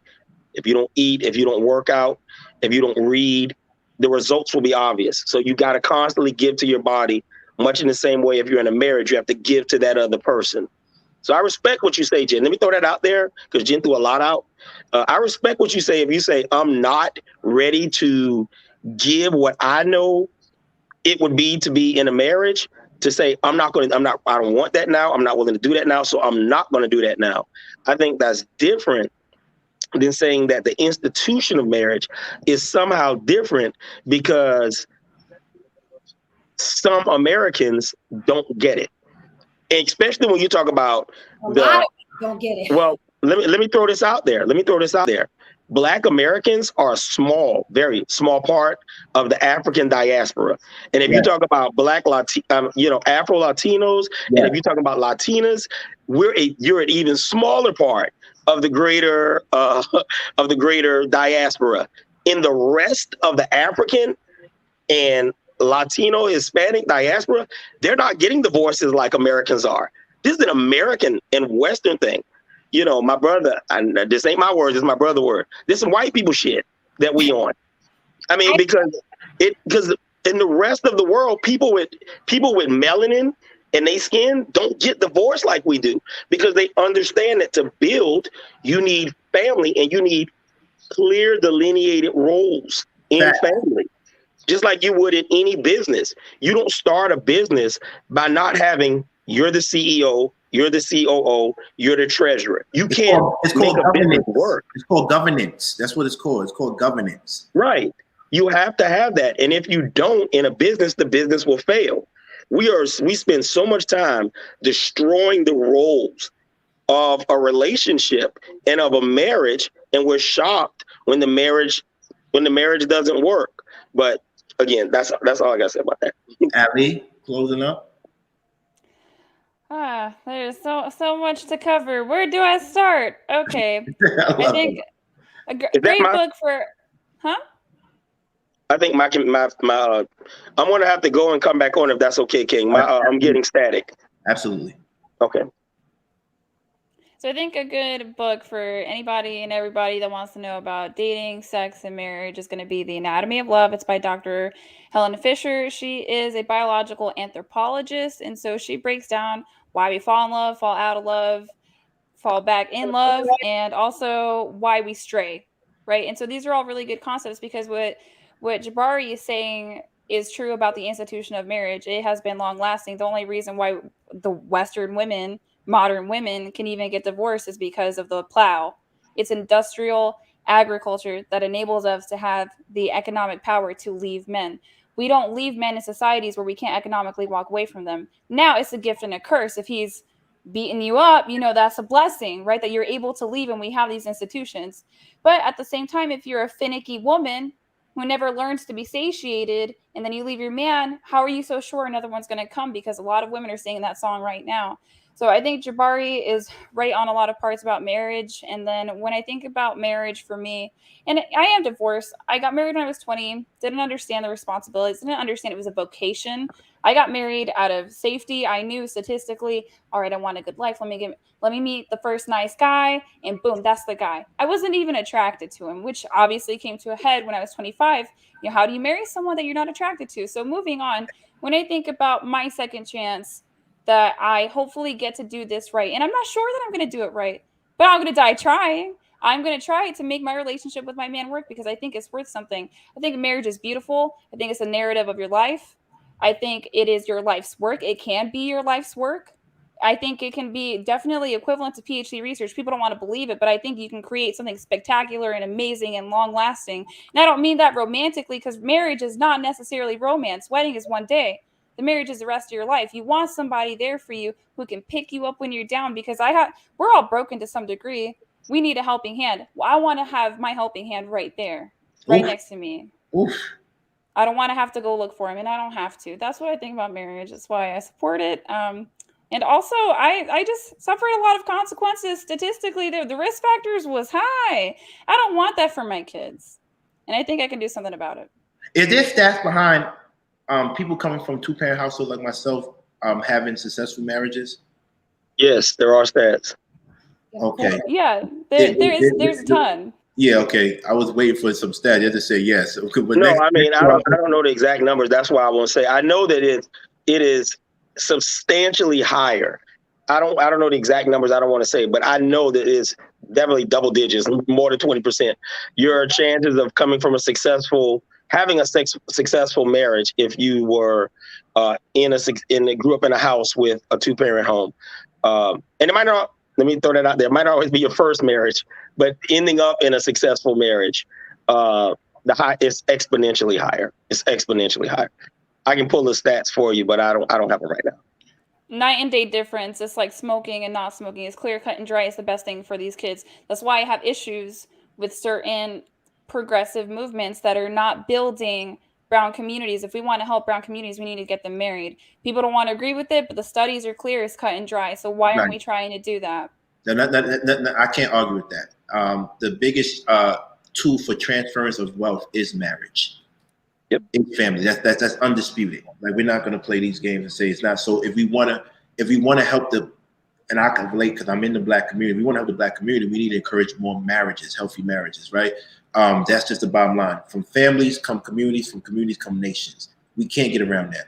Yep. Family is the strongest, it's the smallest but most important unit or cohesive unit in society. So we don't have that, then the reason why we have broken communities is because we have broken families. It's a direct correlation, right? So I stand on that. So let's go back to, because we're here because just like Dr. Helen Fisher wrote a book and they dissected her, we want to dissect Ali.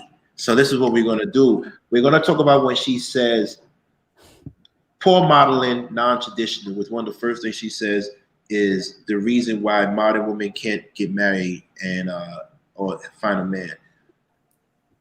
Can Ali, can you lead this one and tell us, and then everybody follow up?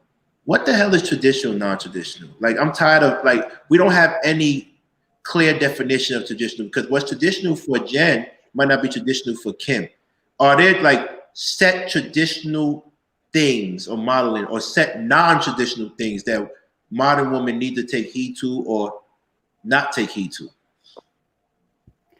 Traditionalism is a tricky one. I ended up going traditional because I grew up well, it's not necessarily unconventional, it's common, it's happening all around us. Okay, but like, I'm not gonna lie, like, if I'm not going to a college campus with other white students, and it's two different worlds, and these kids too, they complain about their parents. They think that they're so oppressed and their marriage is awful. I'm sitting here like, the reason why you're in the school right now, because only 30% of the population goes to college, is because of your parents. But if we're going to talk about poor modeling, men are interested in 50-50 marriage. Like, this is why I encourage women to stay home. It's not because I want to keep them down, because the reality is somewhere out there is some dude who's confused, right? He wants a wife who works, cooks, cleans, and raises kids. Are you out of your mind? And you want her to sleep with you? With what energy? All the time. With what energy? Those are 3 different women. Yeah, so that's why I'm like, girl, stay home. You can go back out there once these kids are at public school. But I do see men that have these expectations. I want a professional woman. It's like, all right, well, be prepared to never have sex and then complain when your marriage just hits a wall. That's on you. You wanted that type of woman. It comes with some consequences and burnout. I care for women. I care for their burnout. At the end of the day, though, I don't think men want a 50-50 marriage. You know what, Ali? I'm gonna keep it real with you. I want to take care of my woman, and I don't want her to work. Me too. Right? But being in New York, like, even me, like, just paying, it's different out here, right? I don't want her to work, but do you think it's a little bit oppressive if I tell a woman not to work and she wants to work? In order to be with me, you can't work. That's a value of yours. I mean, it's to a degree, right? If you don't want somebody who's not a smoker, I'm not going to compare these two things, but I mean, if you don't like people that got blue eyes, that's a preference. You prefer the woman coming into your life to not work. Now, I want to say though, in general, that don't really fly with me. I think women want the option to work, but I think that is a lot different than a woman needing to work. Most of us want the option. We want to be able to stick the middle finger up to our boss and be like, I don't need this. I'm out of here. Right. But when that choice is taken from us, it's not so fun. Okay, so that's better. I want to be able to. If she doesn't want to work, she doesn't have to work. And I remember a Jamaican woman told me that. Perfect. Yeah. Okay. All right. Anybody else in regards to what is traditional, what is non-traditional? Kim. Okay, so the question I raised when we talk about traditional, so I did some pretty extensive research on this because I was dying to figure it out. And my personal conclusion that I've come to, I don't think that a truly traditional woman exists, because the women that we're talking about 40 and 50 years ago, what made them traditional a lot of the time, if we boil it down to the foundation, is the fact that they just didn't have certain choices. Like, you could not have a bank account. You could not run for office. You could not own land. So it's different to try to say that we can apply that traditional label to a time now where there are many choices. I do think that there are hybrid women. There are women that are just super modern, I guess. And then there are women who are modern that have a traditional twist, but a truly traditional woman, I don't think exists. I don't think a truly traditional man exists because, again, our choices are different. Our circumstances are different. So I think that we would fare very well in the conversation if we were to come up with solutions for how modern men and women can get together and mate and partner if they so choose. But I think this whole kind of leaning in, and again, I'm all about the pathology. So let's talk about what used to happen, right? But to Jen's point, let's also talk about what's happening right now. And I think that, we try to apply the traditional label on situations that are not traditional, and the whole staying home thing. So a couple of weeks ago, we were talking about finances and stuff, and I've got a ton of sticky notes here along with some books and articles I've read. And this article that I read, I think it's blackdemographics.com or something. It says that 26% of all men make over $75,000. That's all men. If you dull it down to Black men, 13% are making over 75K. So when we're talking about women staying home and women doing certain things, again, I think the compromise is having a woman, work if she wants to, but not be in an oppressive, abusive situation just because she needs to bring home a paycheck. Like Allie, you said, if she got to flip her boss the middle finger, we want the freedom to be able to do that. But if we talk realistically, what's happening now with economics, what's happening now, especially with inflation and things costing 4, 5, 10 times the amount they used to, is it really feasible in our community where we are right now for us to say that women should stay home? Is that really a feasible thing when, in my opinion, in the Black community, our focus needs to be on economics? Now, that's not to say, at the stake of the family, because women can do both. I do it. But I'm just wondering, is that something that we should be pushing? I think we need to be pushing solutions that more fit the problems that we have now. And then maybe later on, after we build some generational wealth, then we can start telling our daughters and our granddaughters, okay, girl, we got some generational wealth, you stay home. But now, is that really a feasible thing? Yeah, that's tricky. That's very tricky. Yeah, Bar, you could go, but I want to say that's very tricky. I think our women in our community do it because they have no choice. I don't think any woman wants to work the way they work now by choice. I think they do it because they have to. Every woman and I'm saying todos. Every woman wants a man to take care of them. They want a man to take care of them. Everybody wants to be a princess and a queen at some point in their life. At some point. But can we have both though? What if we have work and things that we enjoy doing? You could enjoy it, but the difference between doing what you have to do and saying, you know what, I don't want to work for a month. I want to go to Paris. You feel me? It's a difference. And I think most women want a man that can provide a life where they say, if you don't want to go to work, you don't have to. I think that's ideal. For some. I could be wrong. I could be wrong. I could be wrong. Jabari? Yeah. A couple of things. First of all, women were allowed to, in the U.S., in Pennsylvania, women were allowed to vote and own land. Blacks were allowed to vote in Pennsylvania as early as the 1830s. And there was no delineation between genders. So black women were even allowed to vote unless they weren't allowed to vote in national elections. There's the differentiation. You can own land. If you talk about once you go to the Midwest, in a lot of those places where women were allowed to own land as well. They were allowed to own land because so many men died on the homestead. So I think it's a lot of misconceptions. I was pulling up, it's an article. I love to see that, Ari, because it wasn't a misconception. I got that straight from like a scholarly article, but we should trade it. I love to see that. Absolutely. And I'm looking at a journal on JSTOR. It was called The Occupation of Women and Black Workers, 1962 to 1974. And black women with a certain income, whose family were at a certain income, didn't work. Just like white women whose family was of a certain income didn't work. I think the biggest delineation of work wasn't necessarily race, but it was economics. If you could afford to stay home, you did. I think that blacks were less likely to be able to afford to stay home. And I think that was the issue. I think another thing that I think we want to join the modern and the traditional, as you say. But I think when I talk about traditional, I mean the roles and the roles, traditional roles. Because if you have traditional roles, you can ultimately have what we consider the traditional marriage. King calls it governance. There has to be a head. I heard a lady say, she said the man is the head of the house, but the woman's the neck. The head doesn't go anywhere without the neck. And in my house, and in most of my family, the men in the family, I know my dad would, when he finished arguing, that was it. That was the final word.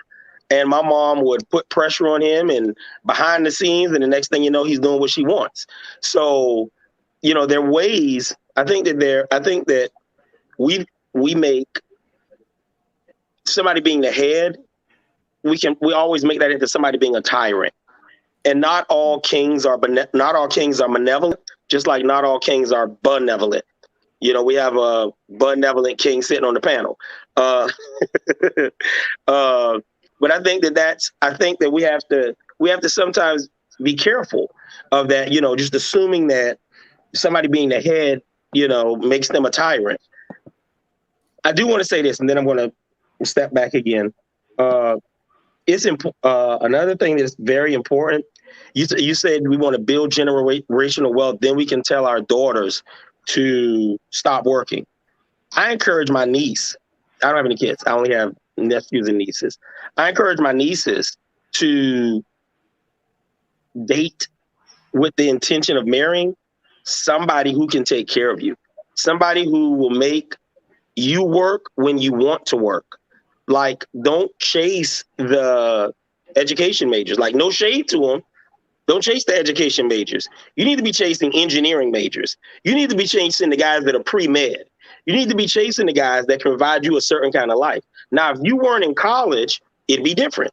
If you weren't in college, I would be telling you, you need to be chasing a longshoreman. You need to be chasing a plumber. You need to be chasing a welder. One of these guys who are blue collar, but going to make great money and not going to rack up the student loan debt.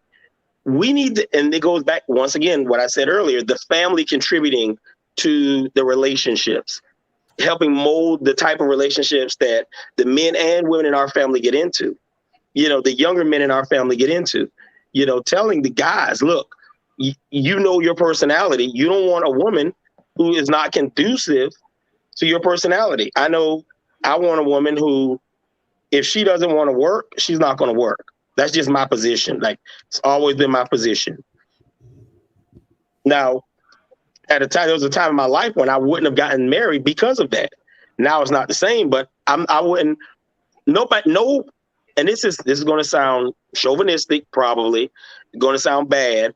No other man's going to tell my wife what she got, what she better do, where she better be, how she better be there. I don't know who the hell he think he talking to. So if my wife wants to tell him, mother, you can kiss my, you ain't gonna talk to me like that. My husband don't talk to me like that. Yeah. Nobody else is going to tell my wife, is going to order my wife around when I'm not going to even do that, if that makes any sense. So I think that we've lost that concept, getting caught up in all of this non-melanated people stuff, because they don't want that either. A lot of them aren't in a position to be that, but we're training generations to think that this 50-50 crap is ideal, and it's not. It's not. Yeah, I'm gonna keep it honest with you, Jabari. I agree with you, but I think there's something that I said yesterday that we as a Black community don't do. I had one guy one time I was on Clubhouse arguing like I usually do, and I'm arguing. The guy says, "I raised my daughters, so they better not come home with a man that's not a doctor or has enough money to take care of her." And I said, this is the reason why we as a community is messed up. Because other communities, if they came home with a man that didn't make enough money, you as a father should be like, you can come and work for me. I agree. You understand? It's a different kind. We have, it's the fathers that need to create that, set that precedence. And so our daughters they could go to any major, because they know their father's going to make sure, like you said, the vetting. Right. You're going to make sure you marry a man that takes care of you. If he can't, he will work for us, right? And we're not doing that. We're not giving our daughters the option. That's why our daughters are looking for men with materialism, because their father didn't have anything. Right. I agree. I think we do get stuck. I do think we get stuck on, and this is why I mentioned non-college degree careers. Right. I think we get caught up on degrees. Yes. And really, most of what a degree means is that you have student loan debt in this day and age. Yeah. Saying that you have advanced degrees just means that you have, the more degrees you have, it tells me the more debt you're carrying. Oh yeah. I mean, I'm just being honest. Right. My uncle, I'm not going to put him out there, but my uncle is a welder. He has underwater, high altitude certifications for welding. Oh, he's making bread. My uncle makes more than most doctors. I've done his taxes. My uncle makes more than most doctors. Not to mention the fact that he owns properties, plural. Right. You know, because of his income. Does he have all his fingers? Because most of welders missing fingers. You know that, right? Oh yeah, he does. But he does. Okay. But he's a good welder. He's a good welder. Okay. But no, but I mean, I remember when I was younger, he'll be gone for 3 months at a time, and he'd be on an oil rig, or he'll be in Chicago or somewhere welding on some high rise or welding underwater, and he's making this insane money. Right. I mean, a lot of the guys that worked with him didn't leave anything to their kids. Like, they bought cars, they bought stuff. My uncle said, I'm going to leave more. My cousin, his daughter, she's a PhD now. She's a psychologist, one or two. She didn't go to medical school. She's a psychologist. She could choose, and he told her, you could choose any career you want. I got you. And when she started her business, he gave her the seed money for her business. Mm-hmm. This did not require a college degree.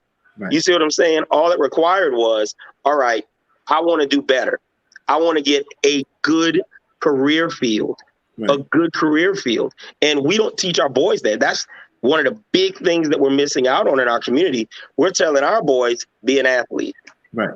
So, Jabari, so because we're going to end soon, because everybody had, we got to end Sorry, soon. I apologize. I want to, no, it's all right. You drop gems.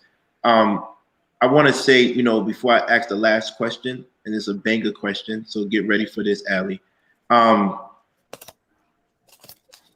It's when I used to talk to a lot of strippers and bartenders and stuff like that. Me, I keep it real. I keep it transparent. That's what I do. That's what we do on KWK. And as I got older, became more of a cultural capitalist. After I got tired of taking different girls around the world and coming back with nothing but I was gonna say STDs, but I'm lying. First of all, today I got my STD test, and guess what? Everything is negative. So the price went up, ladies. The prices went up. I got everything came. Gonorrhea is clean. Syphilis is everything is. I don't got nothing. So the prices went up, baby. What about up here? Did you test this? I go counsel every Monday. Okay. Every Monday. So I say that to say this. How can I say this? Oh boy. I really, as you get older as men, when a woman tells me, I need you to get me this or buy me this, it just like he says, if you have degrees, 3 degrees, I know you're in debt. When you tell me I need you to do this for you to be with me, I need you to have a car or this car, that means to me, it seems like you come from a broken home. Because most women with money that come from money don't ask for that. Right. They don't even mention that. That's not even a discussion. Most women want to take most women with money want to take walks in the park. The ones I dated, right? Even the ones I dated at Columbia and BC that went to law school that went to medical school, you could tell where they came, what parents or families they came from based on where they want to go for dates. Right? Because they want to try something new. That means they show you never reach, you never came from money because you want to do all this stuff for me to be qualified, to buy you clothes, to go someplace because your father couldn't do it for you. You feel me? I told you my story before. The Saudi girls that I went out with, I took them out and I thought I was doing my thing. If you don't know my story, Ali, I went to Columbia University, but I also went to the feds because I allegedly stole millions of dollars from Columbia. It's public information. You can look it up. I know, crazy, right? Plot twist. I did that, right? So I was taking girls out. I took Saudi girls out one time. And I went to pay the bill because I had the chauffeur outside. I was doing my thing. I went to pay the bill and they said, no, you're not qualified to pay the bill. That responsibility is reserved for my father and my husband. Neither one of them were married. See, it's a different mind state. When you got money, you're picking a man for different reasons. Because the money is not even a situation. Because if you're in my circle, I know you have money. If you're in my circle, we're going to the same schools, our parents know each other, the same network. I know you have money, so that's not even a requirement. And our women in our community are not. Why don't we have circles? We used to have that. We used to have the Jack and Jills. Before you became a frat member or a sorority member, or you went to the HBCUs or you went to Ivy Leagues, you were in cotillions. Getting to know everybody. Yep. If you don't know what I'm talking about, you can read this book called Our Kind of People. Our Kinds of People. Come on, let's not. We don't have that structure anymore. So people talking about you need a G-Wagon to be with me, King, or I need you to buy me this before we go out. I know you broke in family. You can have money in your bank, but you're still from a broken family if you're thinking like that. Because I know people, Saudis, who have oil money, real money, and they don't want that. So we gotta keep it real. We gotta keep it real. You gotta change what you want in a man, and we gotta stop being broken because it shows. But with that being said, I want to ask a question to Ali, and this is the last question. Everybody that have any more questions after this, any comments, we could do a part 2 later on. Thank you, Tracy Little, for that generation. I'm gonna buy me a third G-Wagon so I can get these strippers back on the team. So what I want y'all to say is, she talked about burden performance from men. Ali, what burden do women have if men have a burden of performance? Give me one. Oh man. And talk about it. And I wanted to be spicy so we can end this thing real good. Give me a burden that women have. If men have the burden of performance, which gives them no excuse. So there's a few burdens for women. I want to say that women sort of, in some sense, we're a little bit unlucky because genetics are going to determine how attractive you are. There are a lot of women out there that if you were to ask them, would you rather be born smart or pretty? They're going to say pretty.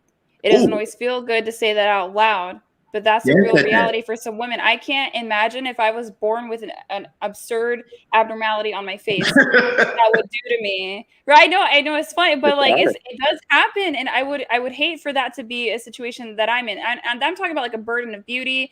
And then, I'm 26. I can already see in the mirror that I'm getting wrinkles now. particularly mine, too much. I eat relatively well and I do work out, but it's not like you can stop age from happening. It's going to occur. You're not going to be a fox forever. That's why you got to plan your life accordingly a little bit in advance. Now, if you are thoroughly blessed, because let's be real, Jen out here looking like 30. Yep. I'm sorry, you look 30. Yep. You're an outlier. Right. So that's a little bit different. She's going to have options, and I think that's wonderful. And I think another burden for women is going to be a tale as old as time, pregnancy. But we've really overcome that with access to birth control and abortion. I think we have so much birth control. Not sure why we still need the other one outside of emergencies, but I get it. Not everybody has access. Sure. But those are some burdens that I think women have to live with. And I don't necessarily think they're burdens. I think they're reality. Like women and men, they think they have so much more time than they do. Do y'all know fertility is 50% less for us than our grandparents, men and women alike? Women are having twice as many miscarriages. Men have half as much sperm as their grandfathers. Like, we're worried about these little things, these gender and these sex wars, when there are bigger problems. And the world and people need men and women to get along and do it well, just for society, for civilization. What legacy do you want to leave behind? I don't want to hear about sociological theory. I want to hear, what are we going to say when you're gone from this earth? What was your character? That's what I got. Does anybody have anything to add to that? Because I want to close up right now because I just realized I told you I was negative for all my STDs. I'm kind of embarrassed now. But it's negative. No, that's good. Be proud. Be proud. It's clean. We get checked up over here. We're not just community penis. We're clean community penis. I'm joking. It's a joke. It's a joke, fella. All right. But I really do like the burden of beauty and the burden of pregnancy. I really think you should write a book about that, Allie. Jen? I never been pregnant. I just want to add that I just want to represent untraditional women. I'm very proud of that. I don't have to hate men or be jaded or bitter to not want to be married. I am not anti-marriage. I just think the majority of people go into it for the wrong reasons. Number one, being fear. I saw a couple, comments, well, it's good like that now, but you're going to get older and the dating pool is going to dwindle. My dating pool will never dwindle. If I want to get married at 65, I will find a man to marry at 65, 75, 85, 95. And marriage isn't my end goal. I'm not, my life doesn't revolve around like, oh my God, one day I have to be married. And I know it's weird. I've been getting crazy, weird looks since I was a little girl. I don't do traditions. I don't do religion. I don't do anything that people think that I'm supposed to do. I've been like that since I was a child. So this isn't new to me. People finding it unbelievable that, my world doesn't revolve, or my legacy doesn't have to be, I was a wife to somebody. But that doesn't mean that I'm anti-marriage. I just want to represent women can be untraditional and happy and fulfilled. Okay, and still support other women who want to get married, who are happily married. I like happy people, period. I don't care if you're single, married, gay, straight, just be happy around me, and me and you will get along famously. That's it. Kim, Jabari? Yeah, so in closing, I just wanted to hit on something. I know I spoke in pretty great length about my belief that there are not solely and purely traditional men and women. However, I just want this to go on record. I don't want any rumors getting started. I do not believe in 50-50 relationships. I think they are low vibrational. So let's just go ahead and put that out there. When I was saying that, I meant I don't think that people are traditional the way that they were before, the way they were in history because of technology and a lot of things that have happened. There's a modern twist, but we need to get a shirt because 50-50 relationships are low vibrational. That's all I have to say. Okay. Amen. Jabari? No, I was just saying, although I'm not married, I believe in the institution wholeheartedly from a historical and a cultural perspective. I see the need for marriage, the importance of it. I haven't done it because of my respect for it. That said, I don't think that we need to allow other communities to tarnish what is a good thing and what is a crucial element to building the type of community that we want long term. I think there is a model and a way, and it's the way for a reason. Okay. Ali, close it out for us. Thank you so much for coming tonight. I hope we didn't scare you at the garden. Actually, they were actually tame. We usually go harder than this on people, so they must like you. The rocks and flowers in our garden must like you. We usually go harder on people. So I want to say thank you for being fearless and coming on. So can you end us with anything you want us to take home? Any last gems? Well, I hear a lot about the downside of marriage. I don't hear enough about the upside. And I think if you want to get married and you need to envision your 5-year plan with this person, base it on what if they're a good person? Seriously, what if?